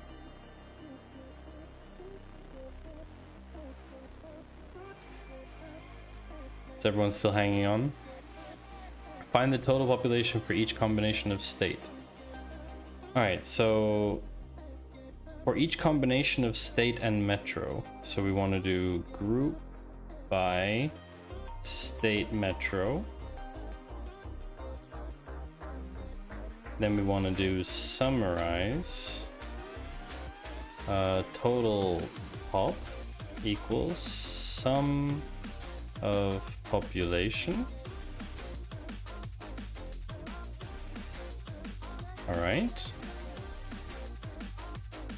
Is that right? I think that's right. Nice. Now we want to extract the most populated row. Top n1. Right. Ungroup. Then count how often metro or non-metro appears. Ungroup. But even though I don't love geometry, I still have my goal of doing 8th grade exams this year. 8th grade exams?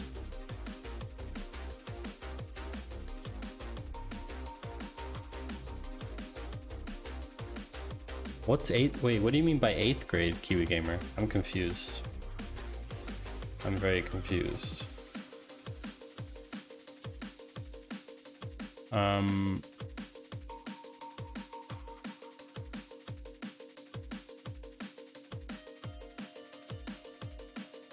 That is one of the important national exams in 8th grade.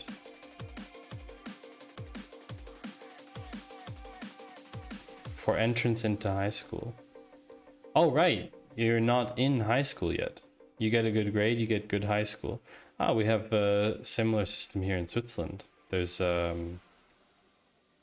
it varies by canton, but you have like 2 or 3 levels based on grades.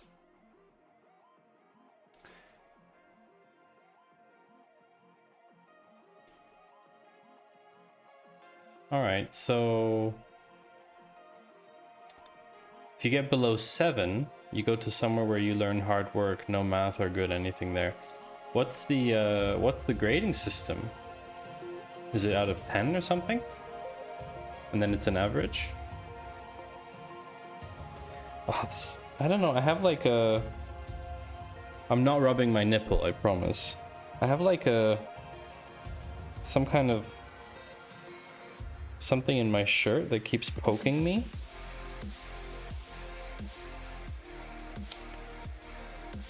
Anyway, count the states with more people in metro. How do you ungroup? The data is still grouped by state, so you need to ungroup. Oh, you just ungroup? I didn't know about that. Okay. Ungroup and account. Think carefully about which column you're counting. Count the states with more people in metro. State.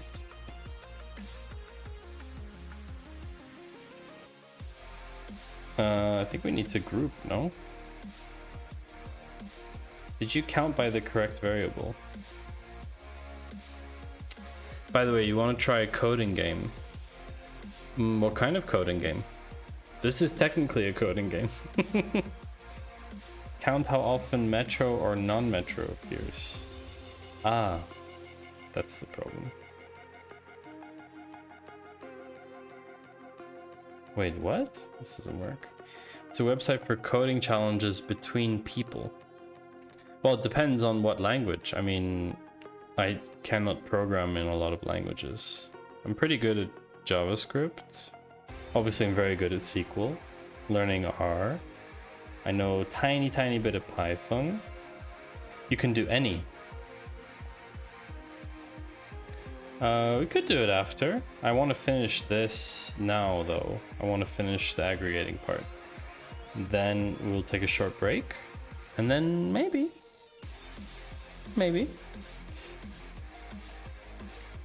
I feel like... count the states.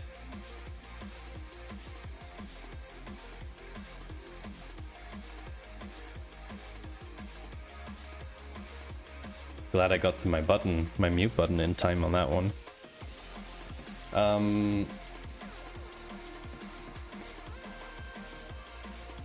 Metro column has one of 2 values. Ungroup, then count how often metro or non-metro appears to see how many states have more people living in those areas. So it should be count metro then, right?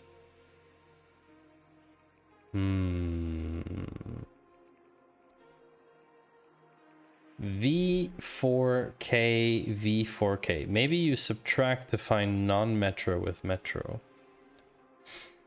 I don't think... Wow. Oh, thank you very much for the follow, V4. Or do you want to... Do you want your username to be read as VacVac? You know, hacker language. I don't think they're expecting us to subtract here. Metro with total population and compare. Oh, Vac. Yeah, okay. There we go. I'm gonna check what they mean here, because I'm not sure what they want. Oh, ungroup first. Ungroup first, then... Okay. Ungroup and then count metro. And then it counts how many times each state appears in metro and non-metro. I see. Okay. 44 states have more people living in metro areas. 6 states have more people living in...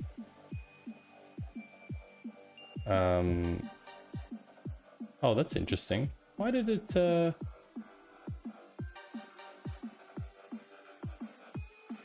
Sorry, Vac, it shouldn't have held that, I don't think. Got auto-modded there. Yeah. Oof.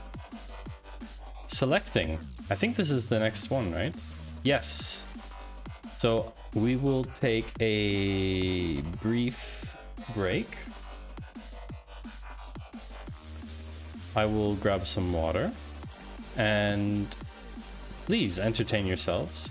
But if you do not have any entertainment, then you can answer the question that I have for you, which I have prepared delicately. That question is, what was the first time that you came into contact with a programming language, and how did it happen? And I will be curious to read your answers when I get back. So see you in a moment.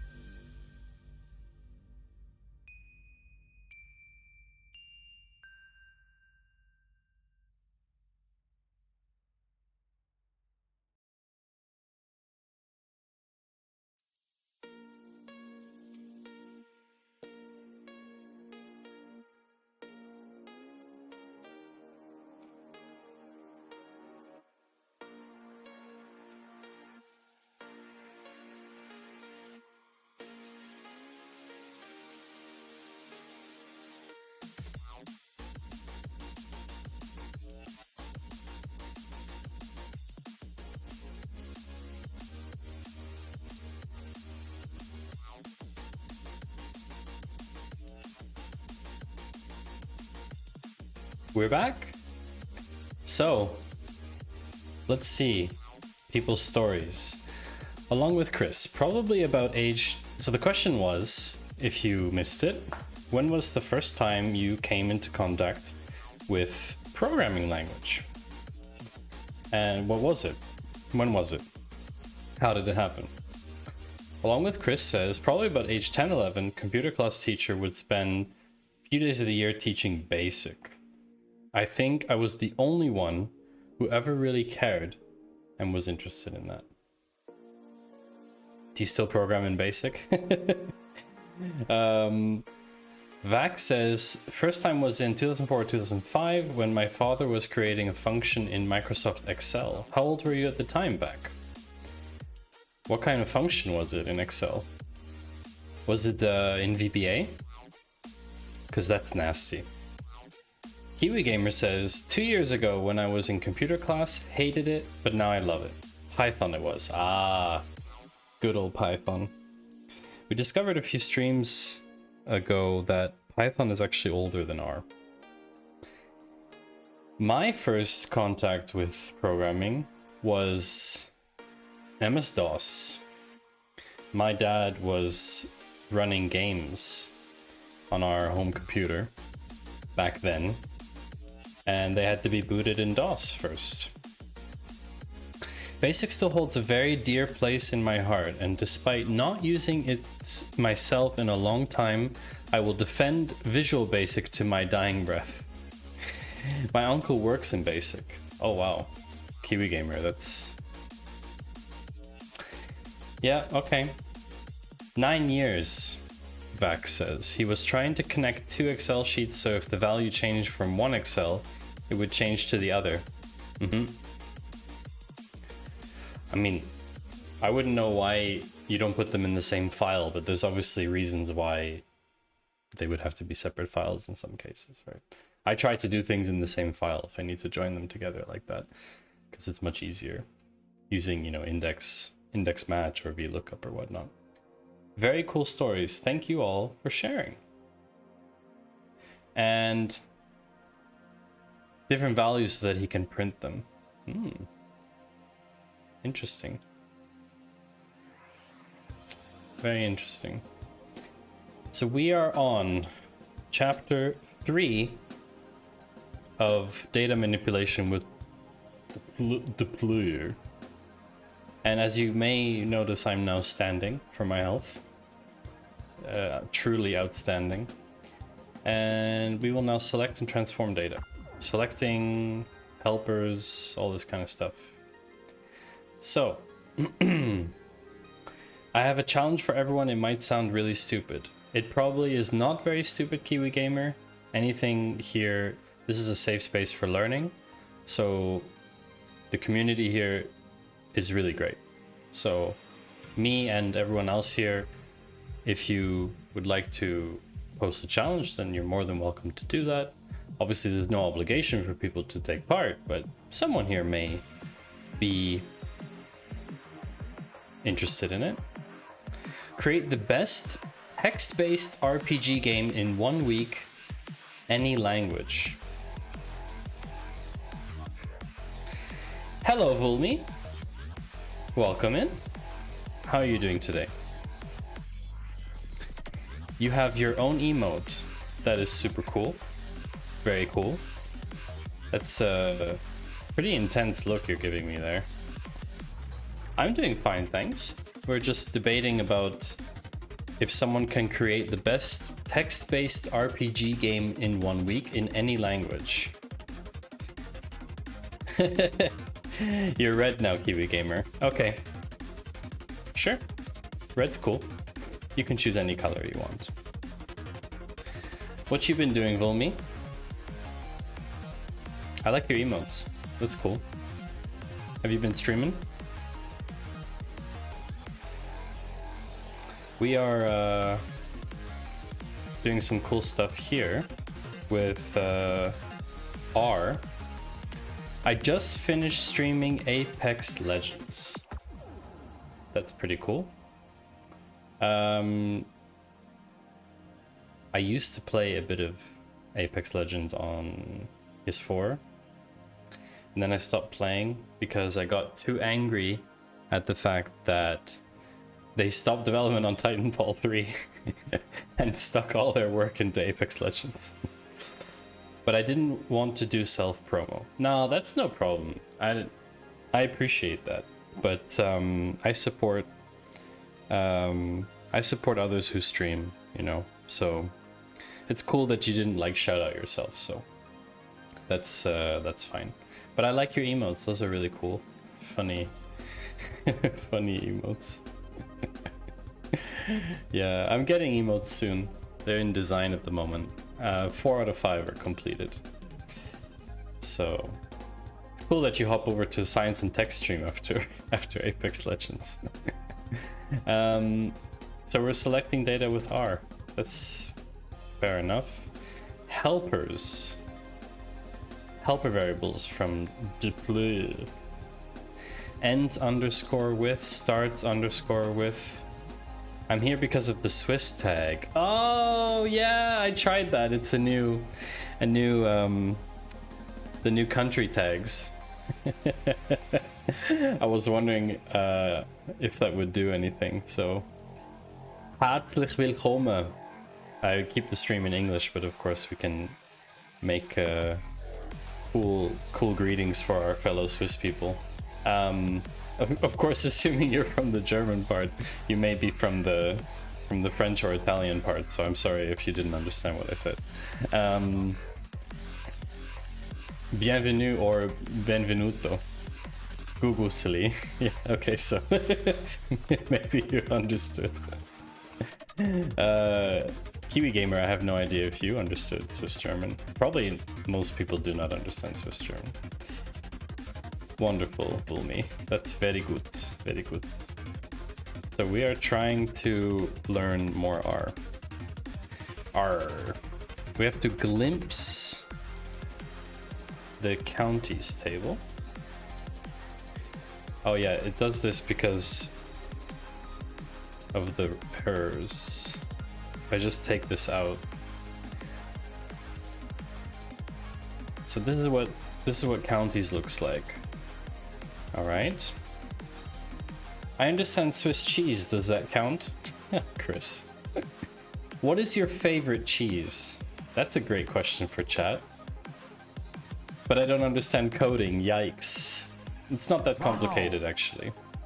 Wilmy, thank you for following. Appreciate it. Coding is not that hard, actually. It's very easy. It just follows logic. So it always does the same thing. It's not like a game that always does different stuff because of other players and other environment things, but like code always does the same thing. Cheddar cheese, white or orange? And how mature are we talking about, Kiwi Gamer? Because that's a very important question as well. How aged? Oh my god, you have the same sound as my sub alert. Really? That's unusual. Although I guess it's a very common sound effect. Asking the tough questions. You know me, Chris. I ask tough questions. I give Panther a hard time in her stream too, so. Select state. State, county, population, industry related columns. Oh, the colon is useful for getting many columns at a time. Oh, so you can get everything with a colon?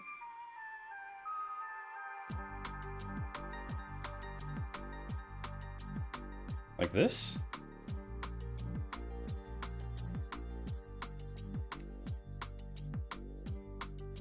Five consecutive variables in the table related to an industry. Wait, so just select colon. That seems weird. Pretty young. About the equivalent to a 3-year-old human. White all day. Cheese racism intensifies. White cheddar. Okay. Young white cheddar. The equivalent of a 3-year-old human. That's interesting. Along with Chris, like, I'm of Italian heritage, so Parm and Asiago are big on the list, but I love me some feta with watermelon. Oh, Chris knows what's up! With the peppermint, right? With the peppermint. I'm in NYC, so some cream cheese on bagels. Oh, damn, I missed that. A nice slice of American grilled cheese or a burger. Why must you do this to me, Maddie? I'm sorry. I didn't mean to trigger you. Obviously, Switzerland is a pretty strong cheese land. So, you know, I'm confronted with cheese choices on an almost daily basis. So, I personally quite like Asiago. I'm a huge fan of Manchego, Spanish cheese. Love it. There's a very local cheese to the French region of Switzerland called Etiva, which has a little bit of a sort of caramelly flavor to it. It's very, very nice as a dessert cheese. I'm quite partial to Tom, T-O-M-M-E. It's a soft cheese, very, very soft. Great with jam. If you've never had cheese with jam, go try it. Honestly, just try it. It's really good.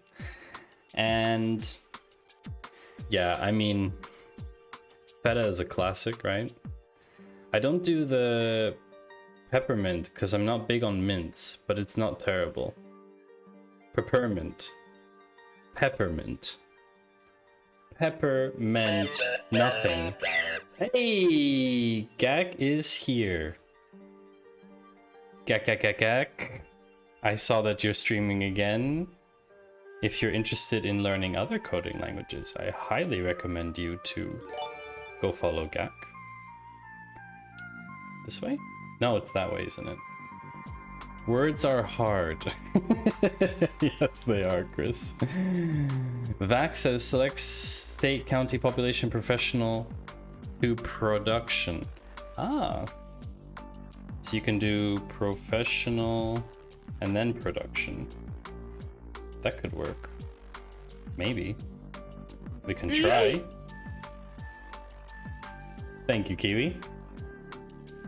Nice. Nice one, Vac. Very good. Very, very good. I'm very pleased, chat. Thank you very much. What have I been up to? Trying to learn R. Did you finish the work on your house, Gak? I know you're doing some construction work. Is the green room finished / office? Not yet. Long process. What are you doing? Oh, hello. Hello, that noob. You know what? I think you should also get a shout out, that noob.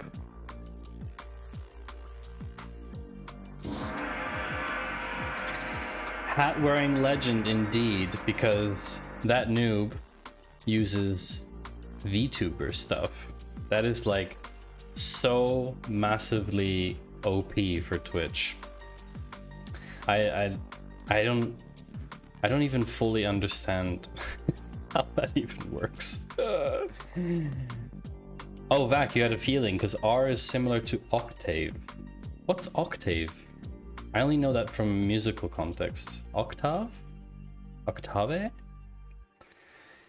Noob was last streaming episode 102 of Memebox. Very cool. Fixing and other stuff. Sheesh. It is a bussin' is an online currency. Sheesh. Cool. Octave is similar to MATLAB. Ooh. Does Octave cost... Wait, does MATLAB cost money? I'm confused. How can a programming language not be free?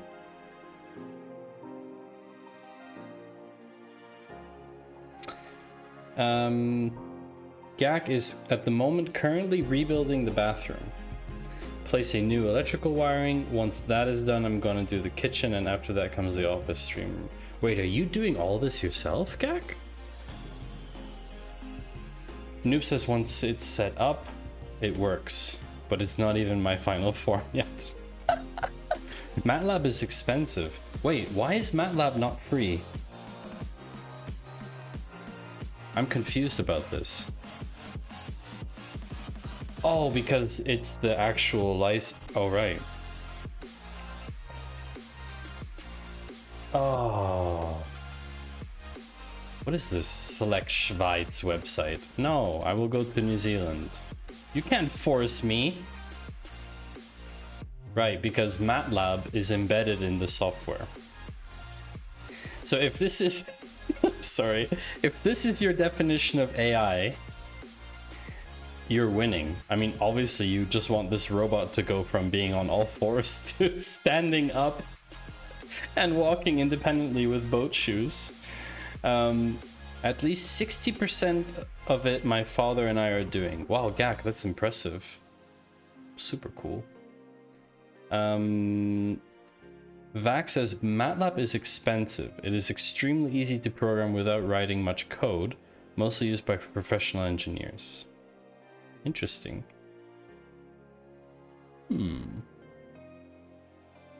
Programming language is free, but the IDE is what you pay for, like Delphi. Ah, yeah, okay, that makes sense.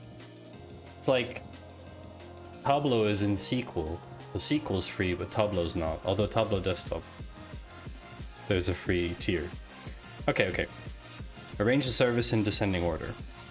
Arrange, descending. We have to pipe this probably. Also, this is not pretty. Arrange service.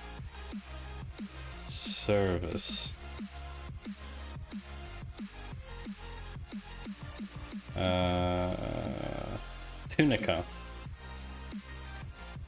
When you select a group of related variables, it's easy to find the insights you're looking for. Pro tips from DataCamp here. Select the state, county, population, and those ending with work. Interesting. So there's a wildcard character, which starts with, ends with. State, county, population, and ends with work. Ah. Filter for countries. Wait. Work, object work not found. Wait, do we have to put this in quotes? Yep. Ah, that's... Okay, that's something that doesn't exist in SQL. So this condition doesn't exist in SQL. So if you did select from counties, okay, and you wanted to have these columns, you would do state, county, population, and then if you wanted all the columns with work, you would actually have to write them out. I don't think there's a way to select column names. The where conditions only apply to the actual underlying data set. That's interesting. That's super interesting.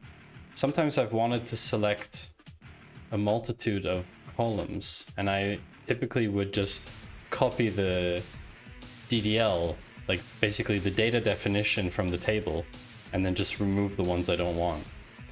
But I guess that is easier with R, isn't it? Yet another thing I like about R, look at that. Okay, so we want to filter. Maybe you can write a function that finds a specific name. Yeah, of course, you probably could, using like a column name variable or something like that. I'm sure there's built-in variables for that in SQL, but the point is that R provides this functionality already out of the box. So you're obviously much faster that way back.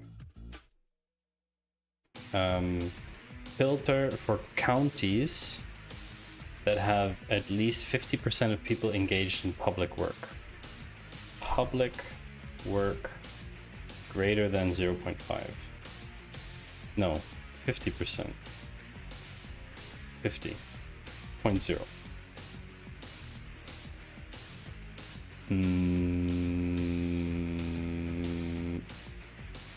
Is it not called public work? It's strange. Oh, we need to pipe it. Kiwi Gamer, you have to go. See you later. Take care. Vax says string. Oh, you meant for the... It's a decimal. That's what this DBL means. Double. These are CHR, which is character. It was the pipe that I'd forgotten here. The piping is important, basically. Okay. Rename. And we're gonna skip this. Data scientist telling us how to rename stuff. Thank you for joining, by the way, Kiwi Gamer. It was nice to see you again. You might already be gone, but I appreciate you and hope to see you next time. Count the number of counties in each state.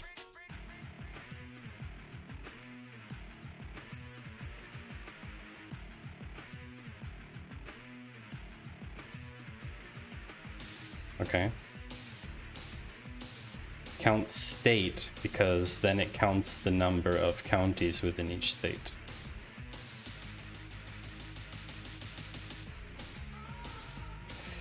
Notice the n column. Polynymity. Okay, so I'm legally required to say that the only good thing about MATLAB is that it's one indexed. Polynymity, welcome in. And thank you for your legally required contribution. What do you mean by one indexed? Because I don't understand what that means, unfortunately. I'm not very smart, so I don't know what that means. Rename the n column. Okay. Rename num counties. Can I just do like that? All arguments. N equals num counties.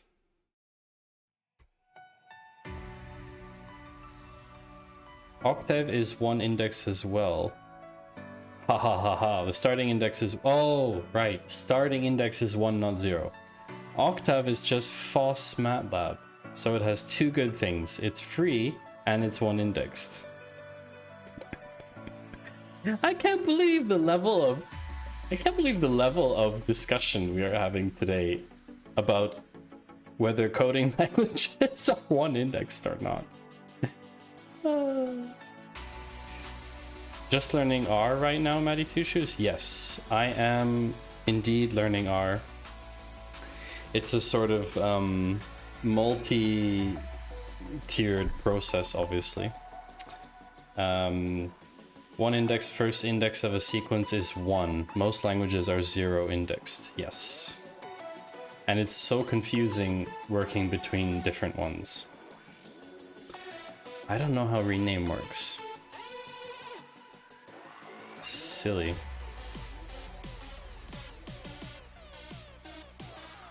New column name goes on the left, the old column name goes on the right.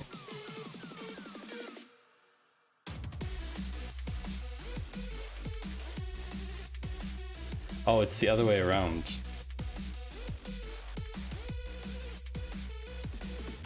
Yeah, see, Vac, I thought it was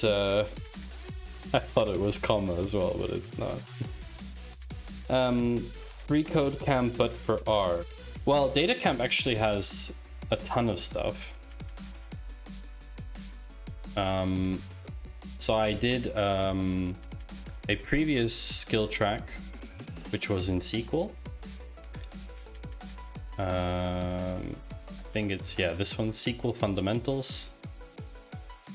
I might do another SQL one at some point, but basically it was a breeze. It was just to catch up. It was just to brush up on SQL. It certainly did not take me 21 hours. Hella impedance mismatch. Yeah, God intended for us to one index though.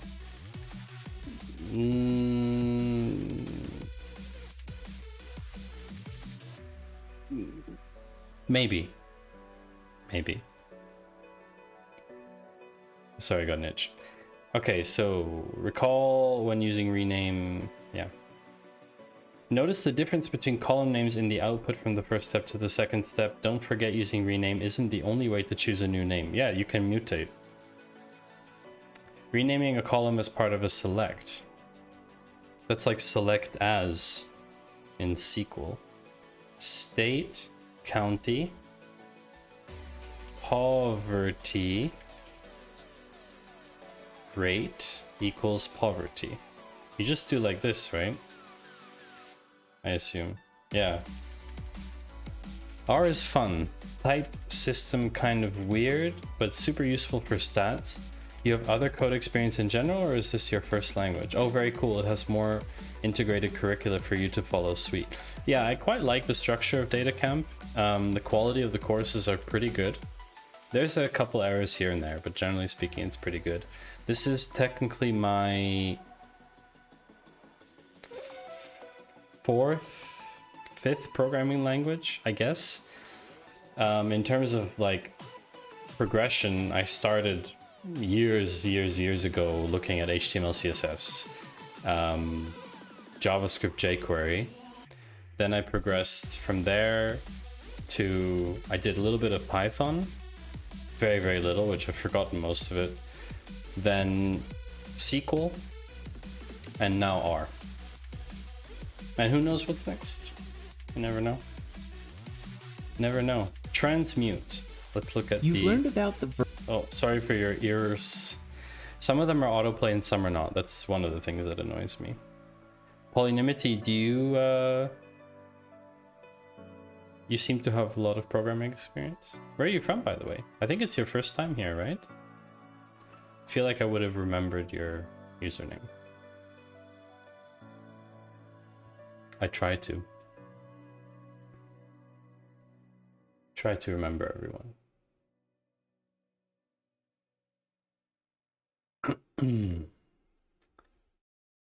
Select, rename, mutate. Transmute. Select and mutate. Get back a subset of columns, but you're transforming, changing them at the same time. Okay.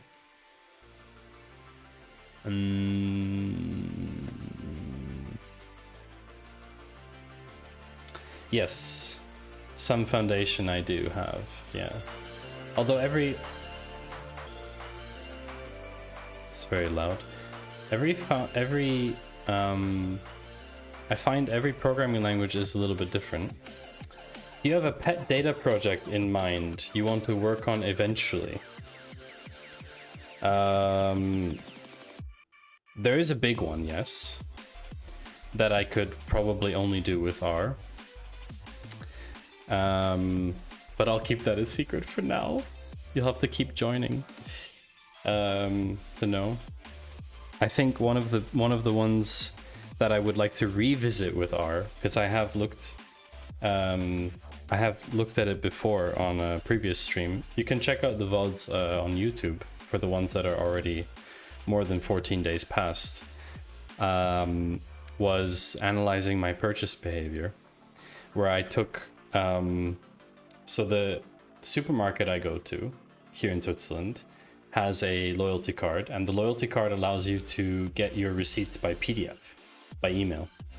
And I downloaded all 800, and I then used a very simple Node.js thing to actually parse the data out of PDFs into JSON. And then I was using SQL to parse the JSON into a kind of readable format into a Postgres database, and then analyze that. But there were a lot of problems with working it with JSON formatted data in SQL. It's hard. And also I feel like the visualization component would have been super cool. And that's something you can't visualize SQL directly, right? It's just a table. So that I think I would like to go back to. Although working with JSON in anything is usually a bit of a hassle. Just swinging by, I live on a moon base. Very cool. Good that you have good internet there. Secret project, I love it. Oh yeah, that'd be a great art project. I think so too, yeah. The big one is also quite a good art project, because it's very heavy on data data visualization and having a good way to customize the visualization. The analysis part obviously is very hard as well. So transmute is basically select and mutate together. One piece of information about each state.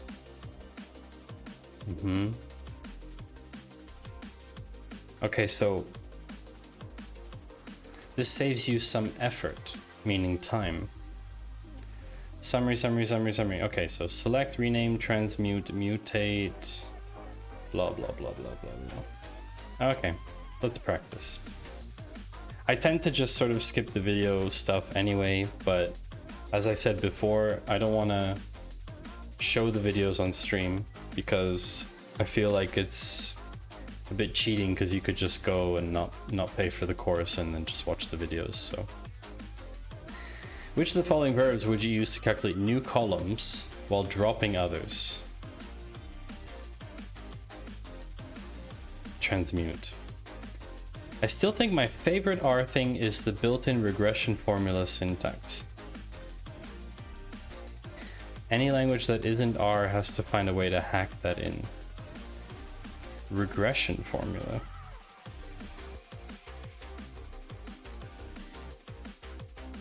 Oh, for linear regression. Yeah, it is. It's a solid, like, it's a very solid statistical language. True. Very true, polynymity. Okay, so transmutate. Oh, it's just transmute. Have I been saying transmutate or transmute? No, I'm not sure. No, I'm not sure. Okay, so transmute. State, county, oh, I always write country, population, and then add a new column called density, which is population per land area. Population per land area. Land area divided by population. Okay. Filter. Oh, we got a pipe. Pipey pipe. Pipity pipe. Pop slash land. Oh, is it the other way around?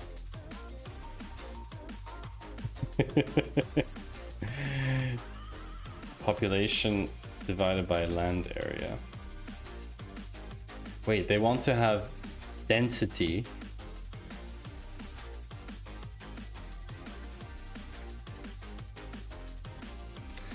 Population divided by land area gives you oh yeah, you're right. Yeah, no, you're right. You're right, Vec, definitely. Like when you write blah, tilde, yada plus whatever. Person per square meterage. But of course their land area is in square miles because freedom units. Filter for countries, counties, with a population greater than 1 million.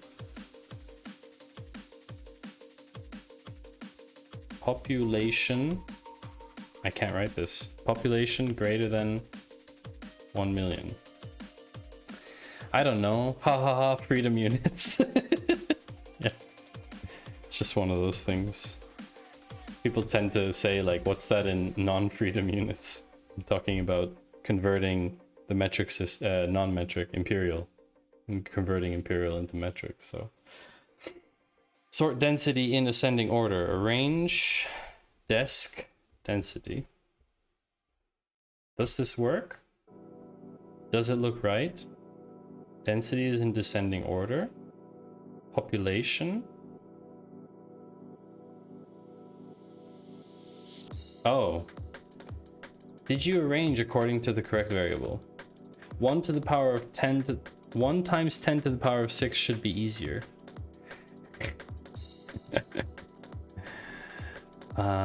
Okay, what is happening here?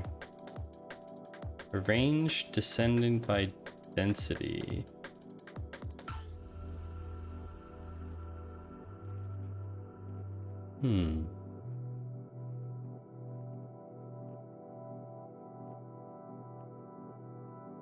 Oh, ascending. Oops. Thank you, Vac. I misread that. Noise. San Bernardino is the lowest density county with a population of about 1 million. This is interesting because San Bernardino is a pass. Well, it's a mountainous village that has a pass road. I'll dedox myself if I do that. Very funny. Very, very funny. I didn't know that there was a place called San Bernardino in California as well as in Switzerland. Look at the things we're learning. Isn't that great? That's so cool. By the way, Gak, thank you for the raid. I don't know if I said thank you. I appreciate you coming in. What is this? This is interesting. Okay. Okay, this is like a quiz. What is this? Matching verbs. Okay, this is not coding. I did, great. I just did again, I don't mind. Leaves the columns you don't mention alone. Allows you to calculate or change values. Transmute. Must mention all columns you keep. Allows you to calculate or change values.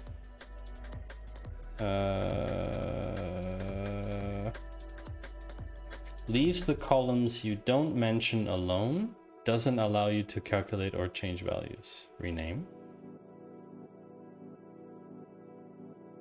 Oh. I didn't realize it's one in each. It's where Mojave Desert and Death Valley is, between LA and Vegas. Thanks, Chris. So that one actually goes there. Okay, so rename leaves the columns you don't mention alone. Transmute must mention all columns you keep. Allows you. Leaves the columns you don't mention alone. Ah, I see. With transmute, you have to mention the ones you want to keep. If you mutate, it leaves all the other ones alone. So transmute is a select and a mutate together. Okay, I get it now. Death Valley, where the rock is moving. Wait, there's a rock moving in Death Valley? I just know it's like super hot there. Basically, not for me. As a Canadian, definitely not. Choosing among the 4 verbs. Oh, nice. So we have to choose the right one. Select, mutate, transmute, rename. Change the name. Rename. Keep the state and county and the columns containing poverty. Select. Calculate the fraction women without dropping the other columns is mutate. And this one is keep only those and employment rate. Whoopa! Perfect score on the first try. This is kind of cool exercise actually, because this reinforces the learning. Do not autoplay. Wonderful. Chat. It is 11:30, but I feel like this one's cool because I get to do some visualization with ggplot, which I really liked last week.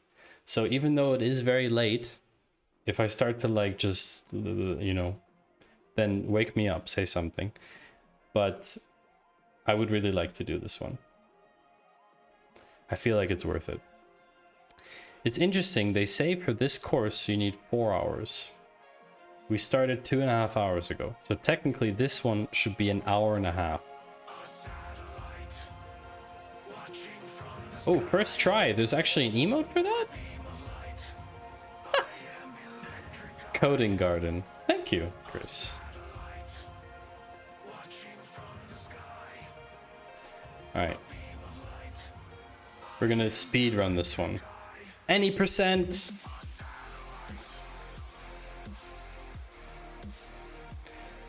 Sort the column. Pipe. Descending order. Arrange. Arrange. Descending. This time it's descending. Coding Garden has a great has a lot of great coding emotes and is also a great teaching stream. Thanks for that. I will definitely check that one out. Coding Garden. Oh wow, 35,000 followers. That's cool. That's really cool. Gonna check that one out later for sure. Thanks for the tip. Oh yeah. Great emote. Definitely. Very cool emotes. Refactor, test fail, test pass. Hello friend. Code. Coding content. Oh, like the YouTube one. That's great. First try. Those are really cool. It's a very unique emote set actually. Ah, that's the guy with the YouTube channel. Yeah. I think that would be good for me to actually watch that stuff. So thank you for the tip, Chris. Appreciate it. And Noob and Gak have come out of the lurk mode because you mentioned CJ. That's cool. Baby's born. Sort the number column. Baby names. Number, yeah. Ah, first try again. Most common names for babies born in 1990 were Michael, Christopher, and Jessica. Oh no! I'm top 5! I'm not unique. It's terrible.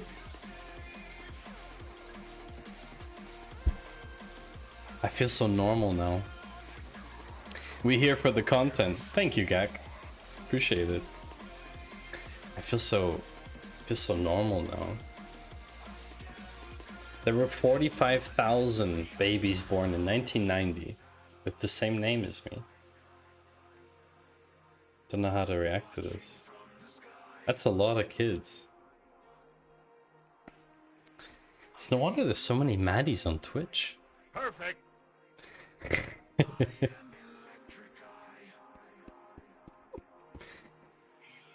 Makes sense now. Now I know why there's so many Maddies on Twitch.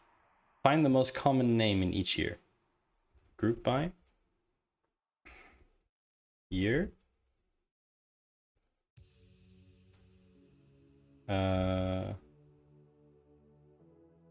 Top N. Does that work?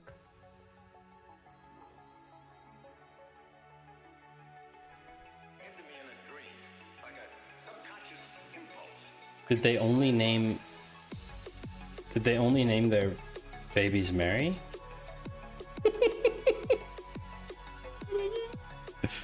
It's hilarious. John was the most common name in 1880. Mary was the most common name for a while after that. Yeah, no kidding. Okay. Filter. Name. Ah, how did we do this one? Assign it to an object. Selected names. Filter name. Vac says, I did a class in Java to arrange popular names based on YM and female names. You did it in 2 lines. Well, I mean, they gave me the answer already. But yes, R is very powerful. For sure. Definitely. Name. The deploy package is very useful exploring data, but it's especially useful when combined with other tidyverse packages like ggplot. Okay, so filter only for the names Stephen, Thomas, and Matthew. Isn't there a name in thing? Also, what was the name of the column? Name, yeah. Filter name. I think it was like in, because I don't. Could it be in? Stephen, Thomas. Let's just try that first. I don't remember the syntax for multiple ones.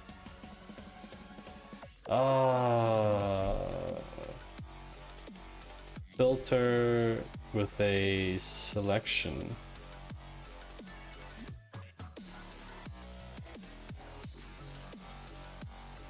Okay.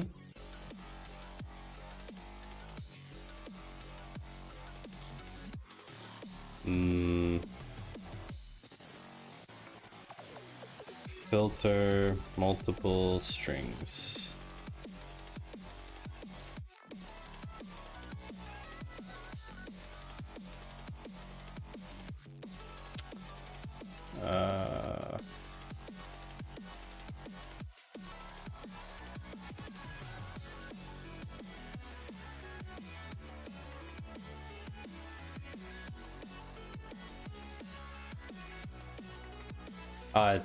Isn't it vars?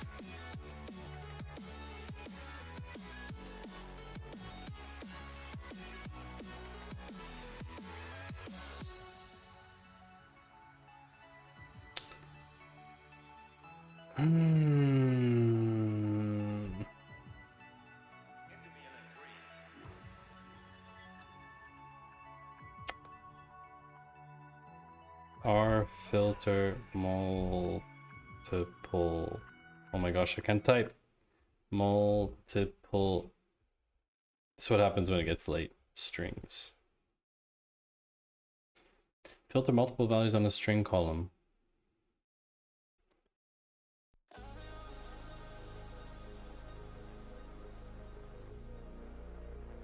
Oh, you're kidding. It's in. It is in. But it has to be an array. So it would be in Thomas Stephen. Yep. And Matthew. Yep. I'm sure that's not how they want us to do it. Oh, look at that. They just checked the output and not how you got there. That's cool. I quite like that. ggplot! We are back. X equals. Visualize those three names as a line plot over time. X equals year. Y equals...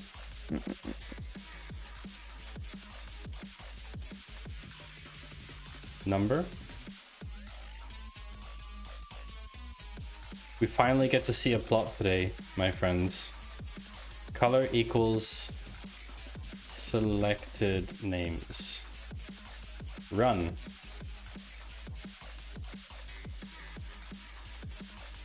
Hello? Oh. Plus geom line. Okay. What's happening here?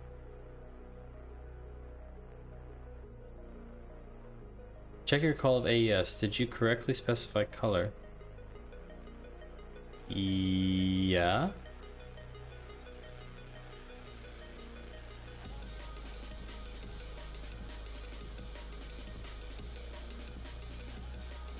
The plot thickens. Indeed it does. Did I there's some kind of problem with color, yeah.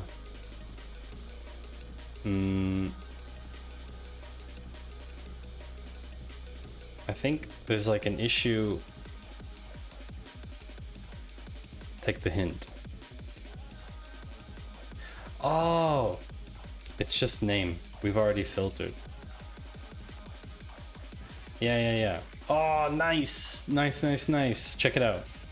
So peak Matthew was sometime in like 90, 60, 70, 80. 80 was here.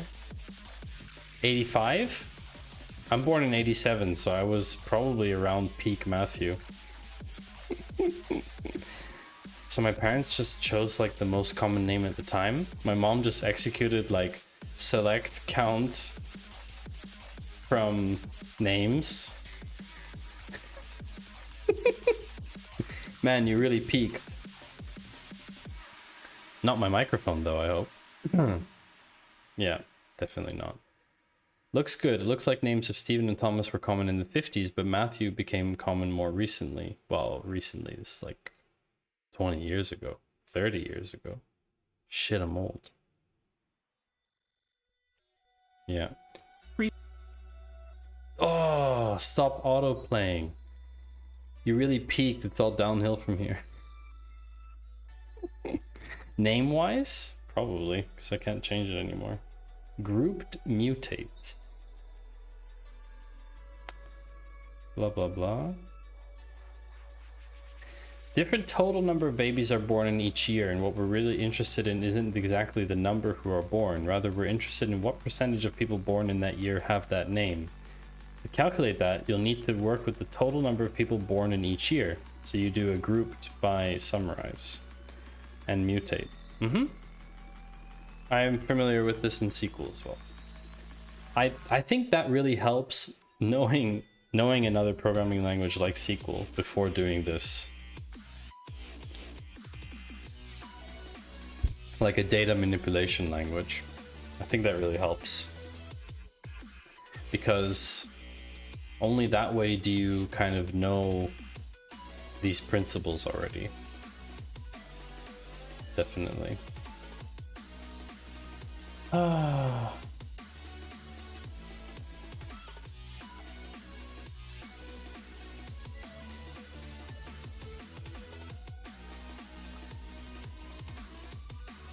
Why is this red? I was concerned that the session is broken. Oh, yeah, it broke. Oh, now it's green. Okay, so, baby names. Calculate the fraction of people born each year with the same name. So we want to group by the year.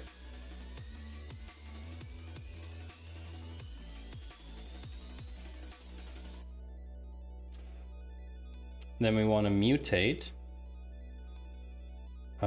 year total.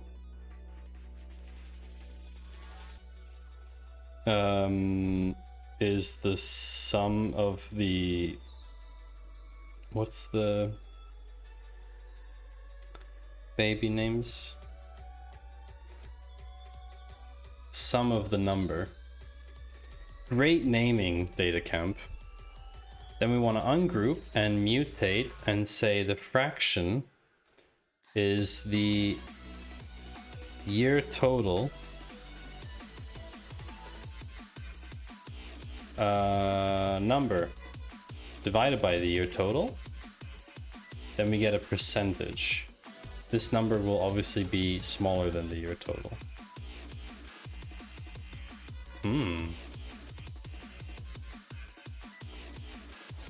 Okay. Oh, I had something highlighted. So basically, yeah, so Aaron, for example, is like 0.5%. Nice. That worked. Find the year each name is most common.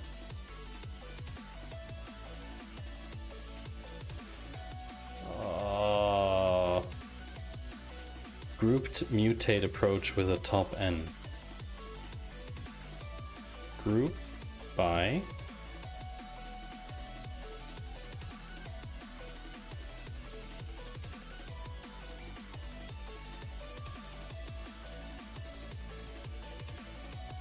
year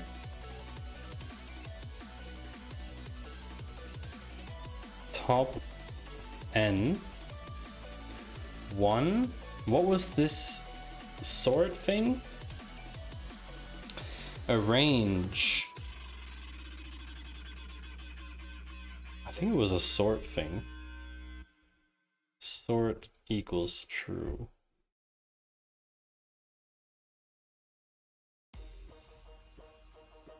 What if I don't do that?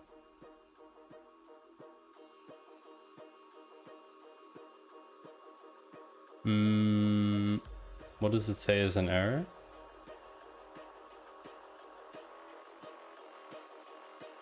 Identify the year each name is most common. The result has 28 rows when it should have 48,000 rows. Something missing with the top n. You'll need to use another group by. Oh, it's group by name.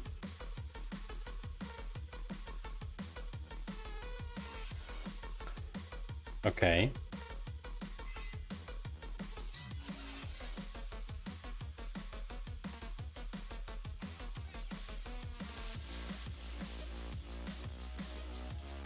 Something is not working.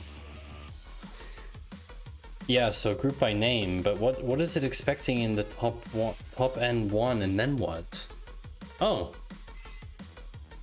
So whatever that was optional. Fair enough. Notice the results are grouped by year, then name. So the first few entries are names that were most popular in the 1880s. Let's start with A. Sort should be different here. Definitely. Add the columns name total and name max. Mutate. Name total equals the sum of the number of babies born with that name in the entire dataset. Session was just being wonky. Yellow dot. Oh yeah, okay. Then maybe they had a little server issue, because my connection is stable, so seems that way anyway. Mutate. Name total is grouped mutate. Oh right, we have to group by name pipe, and then we do mutate sum of the number of babies born with that name. Name total equals the sum of the number. Is that right?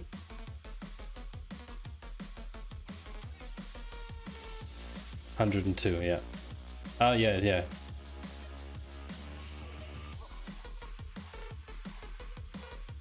Okay. And name max. Okay. So name max equals the max of the maximum number of babies born in any year. Oh, okay.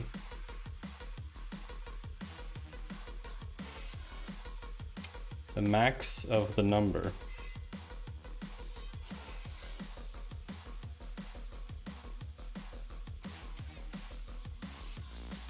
Is this right? I feel like it's right. I'm not sure.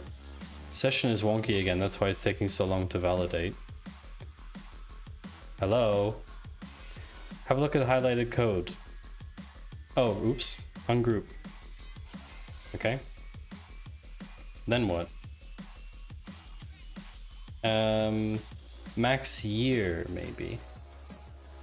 Yeah, I don't know. We have to get valid code first. Back, I'm not sure.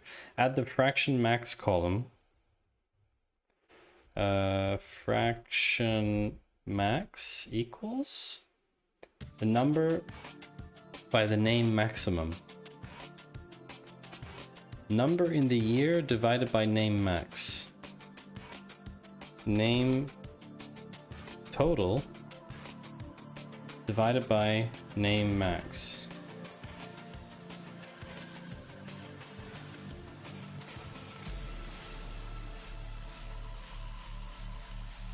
I guess that's right.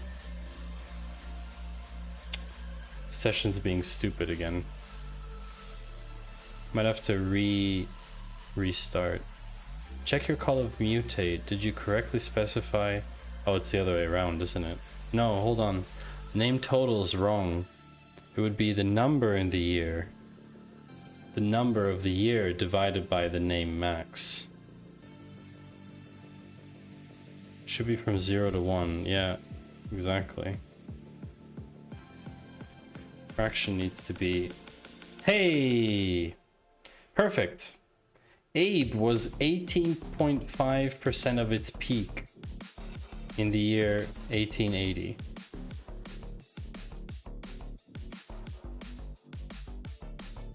Good stuff, Abe. Okay, so the session seems to be cooperating. I'm just going to refresh the browser window just to make sure it plays along. Sometimes that helps.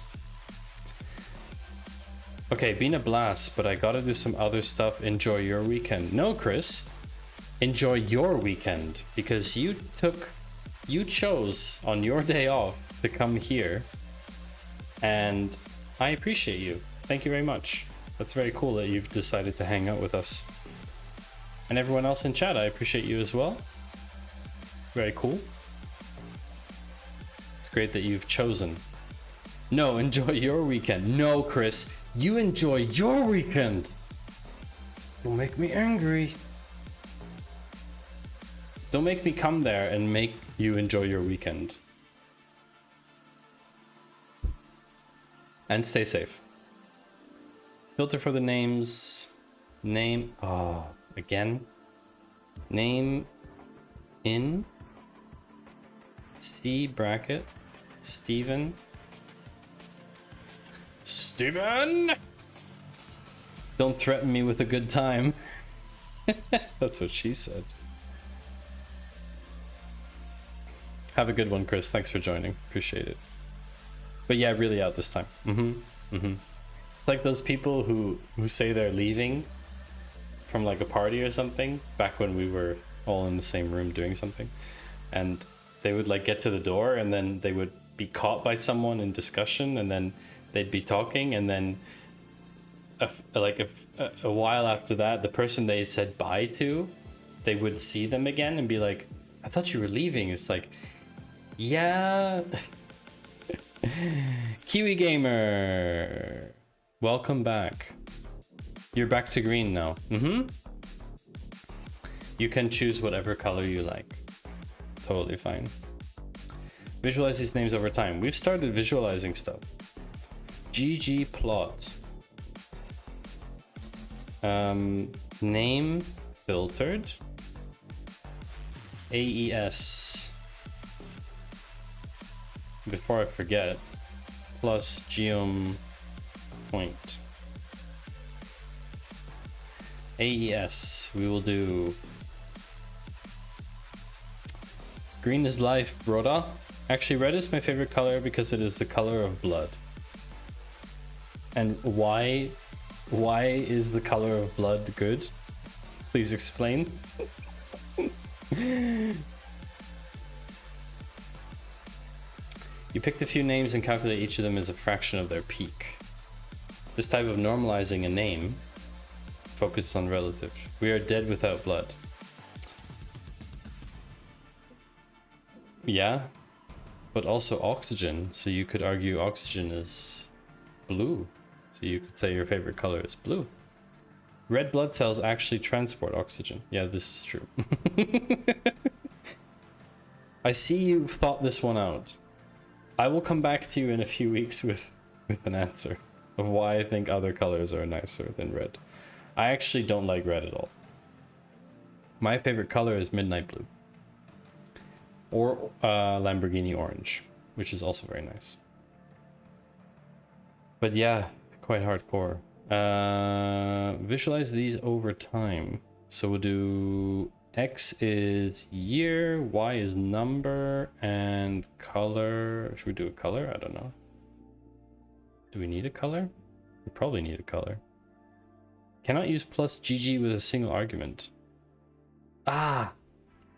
Keep doing that. Ooh, look at that. I think we should do color is color equals names filtered. You filter the names normalized table to limit it to the 3 names. Create a plot line to visualize fraction max over time. Names normalized. Names normalized.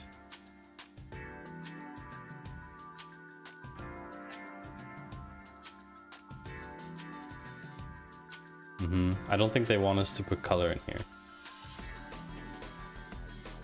here. Kiwi, my dude, we can talk all day long and we will still throw the same shit arguments. So for your sake, I'm sticking with green for now as the name color. It's legit. It's fine. No problem. Again, data camp. Come on. There we go. Okay. Cool visualization. Okay. Is this the right answer though? That's the question. Or will it even resolve? Because I can see that it's doing... Check your call. Did you correctly specify the argument data? It has 300 and... Oh. Yeah, we should have used names filtered. Red is also associated with bad things. Yeah. Can be. Doesn't have to be, but can be. To be fair, I've only lived in countries with red and white flags, and I don't associate those with bad things. Oh, we want fraction max. Do I have that? There we go. Peak name. Depends if you're talking to a 3-year-old or a psychopath.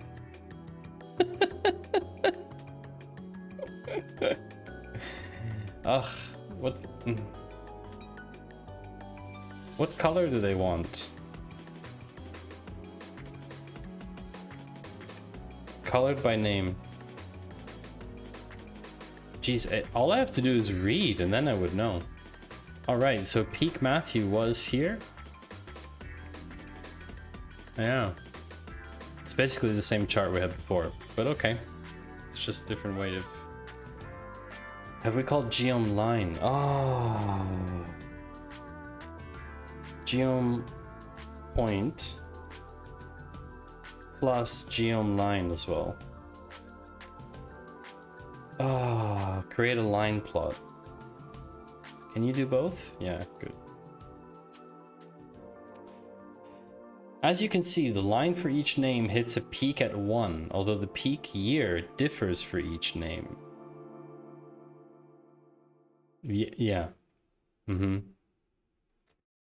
Window functions. Wow, I did not think that we would actually do window functions in R. That's pretty cool. At least I already know what a window function is. Window takes a vector, returns another vector of the same length.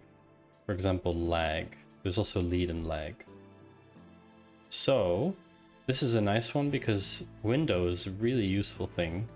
Arrange the data in order of name, then year.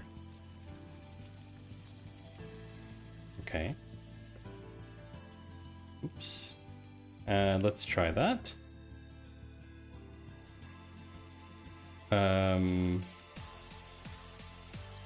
Yep, that's correct. Group the data by name. We have to, oh, we need a pipe in here. We need a pipe in here, stat! And group by name. And then, I shouldn't have done that yet.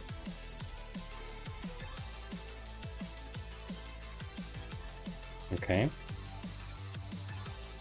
Add a ratio column that contains the ratio of fraction between each year.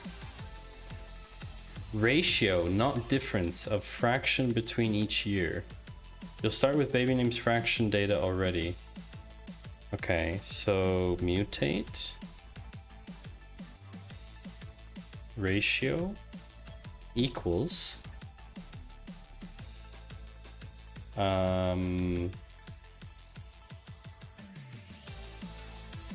fraction to year total. Does that work?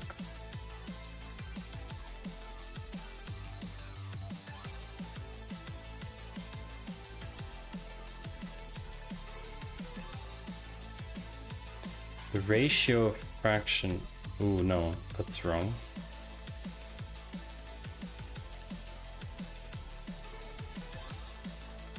I feel like this is wrong. Add a column ratio containing the ratio of fraction between each year.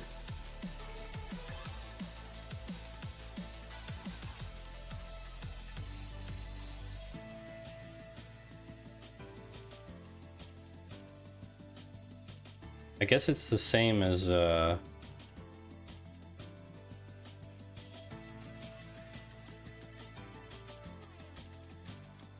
you just specify lag 1, right?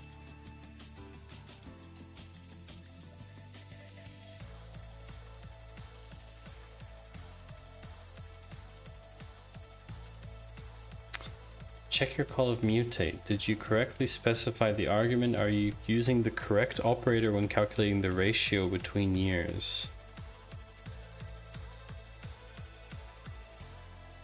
No, obviously not. Oh, I have to, right. Divided by fraction. So lag of 1 divided by the fraction of the year itself.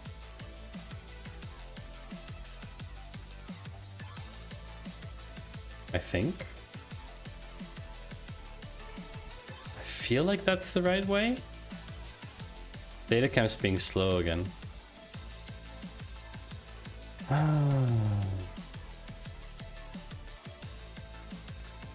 The ratio column will be calculated using lag fraction. Recall, the difference in the frequency of a baby name between consecutive years was calculated as fraction minus lag. However, remember in this exercise you are calculating the ratio, so another operator will be required.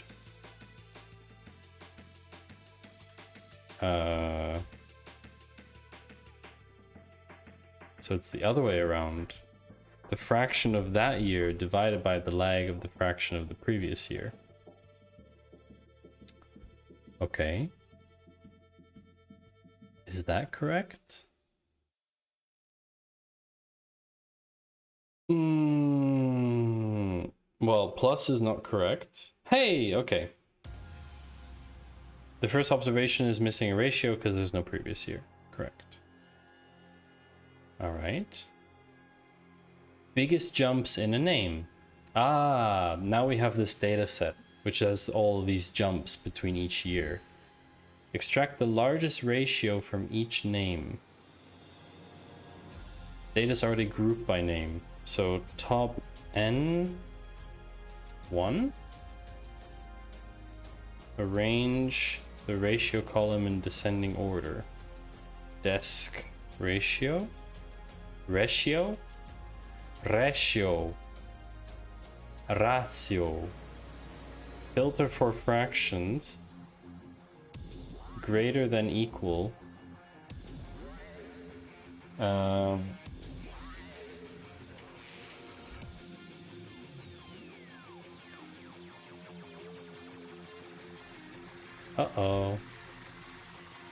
It failed.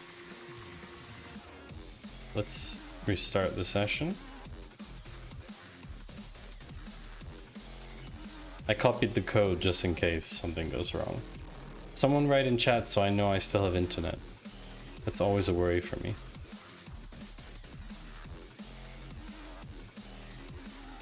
My internet's been acting up for the past few weeks, so I reset my router today.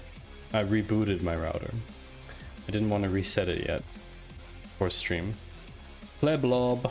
Thank you, Vac. Appreciate it. Filter fraction greater than or equal. Wait, they wrote this here. They wrote this here. 0.001. Run. Okay. Tammy. Big jumps. Nivea. That is too funny. That is actually too funny. That's too funny because of you know who uses Nivea? The scammer, the scammer guy. Oh, why can't I remember his name? Why am I drawing such a blank? The guy who calls scammers, Hitboga. That's right. Hitboga has a character named Nivea. Hitboga. He is incredible, the content that he makes. Really, really incredible. Very popular YouTube channel and also streams on Twitch. So I actually know him from YouTube and then only later discovered him on Twitch. Very, very funny and a good thing what he's doing, together with a couple of the other people on YouTube and Twitch trying to take down scammer networks. I think we did this correctly. If Datacamp can validate it, that is. Come on! Yeah, Nivea is funny. Big jumps. So apparently in Grover Cleveland was a president elected in 1884. Oh, I see. So people started naming their kids Grover. I see. That makes sense. Congratulations. Best of luck. Oh! That's it. We finished. Look at that. We actually made it through the entire thing. And this was meant to be 4 hours, and we did it in just over 3. Thank you, Vac. I appreciate it. That's actually pretty cool. Yeah, I'm quite happy with that. Means I have a pretty decent level, I think. If Thanks, Vac. I think it's a pretty decent level. So we did the skill assessment, we did that. The next would be joining data. So combining tables and answering more complex questions. Could do an assessment to see if we already know enough, but I don't know how to join yet. So you are pro now. IR pro noob. So that is it for today, my friends of Twitch. We are going to call that a night. I might want to do this one. Statistical thinking in Python. That would be cool. So as you know, we are going to raid. But before we raid, we also need to say thank you. So I don't have my official music at the moment, unfortunately. But I would like to say thank you to everyone here in chat, because I appreciate all of you. It's always so much fun streaming on Twitch. Like, I could not have imagined it to be this kind of experience. Really, I never thought that I would be spending so much time talking to a screen. And having people like ask questions in chat and stuff. So thank you to our new followers, Vulmi, Vakvak, Gompa, Shake Barabas, and Cool Dog Wiki. Cool Dog Wiki. Oh yeah, that's an interesting one. Thank you all very much. I hope you have a good night, and we of course will raid a small streamer. Let's see who is around. We're gonna go science and tech and check who's around. I can see that a few larger streamers are on, but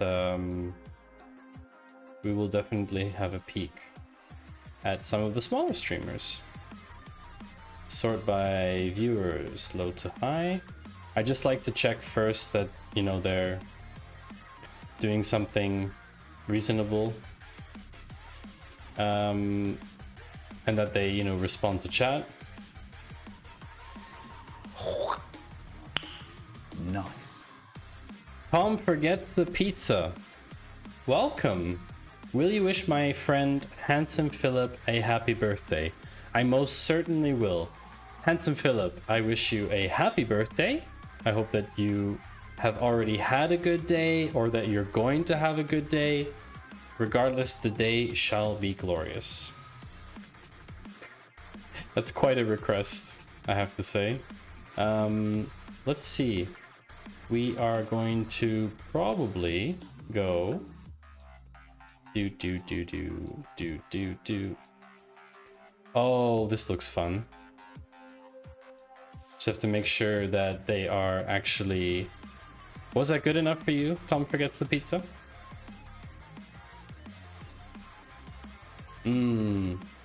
But no cam.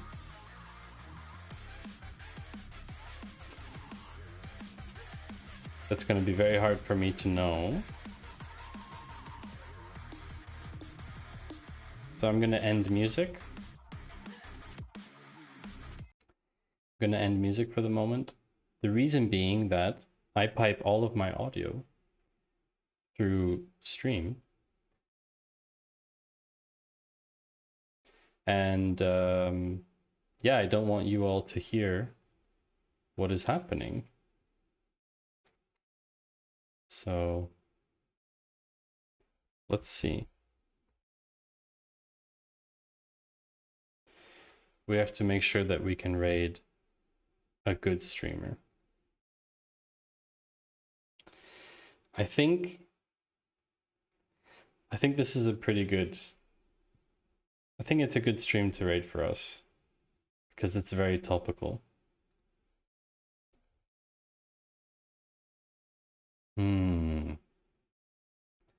I've written in his chat, but he hasn't said anything yet, which is...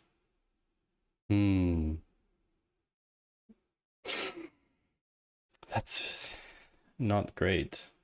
See, this is the problem with raiding a small stream, is that if they don't read chat, it's a bit... could be very unfortunate.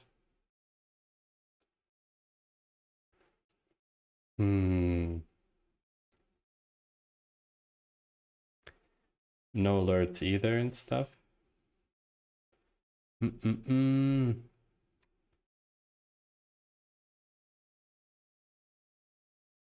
But it's a funny idea what he's doing. Okay, we're gonna raid him anyway. Let's see what happens. Are there no alerts? How can you have no alerts on your channel?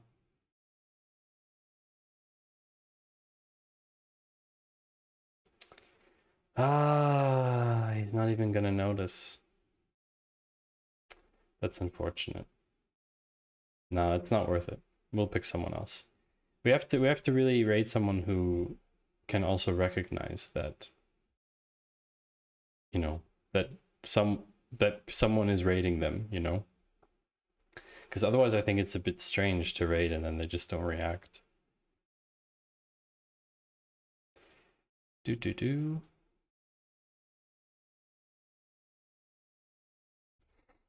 This looks like it could be.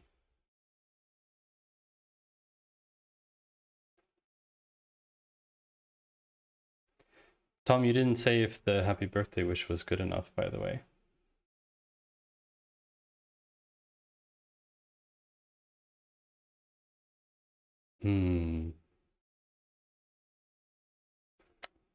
This looks interesting.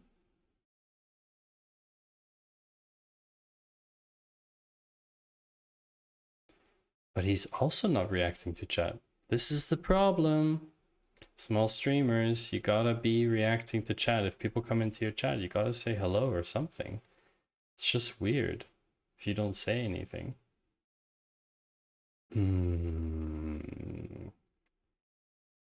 Ah, so unfortunate, so unfortunate. If you'd like to suggest a small streamer to raid that is reacting to chat and possibly has alerts on, then... Oh. We can raid this person. I've just seen someone come online, so no problem.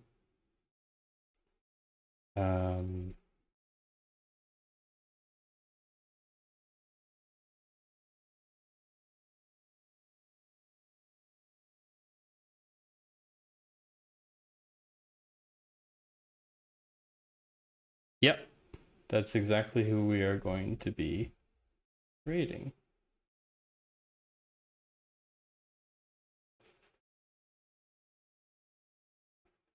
Yep. Good buddy. I would say a good friend of mine, streamer friend. And I hope you all enjoy his stream. Make sure to check his channel points because it makes him do a severe workout. So enjoy and thank you again, and see you hopefully on Monday. Bye-bye.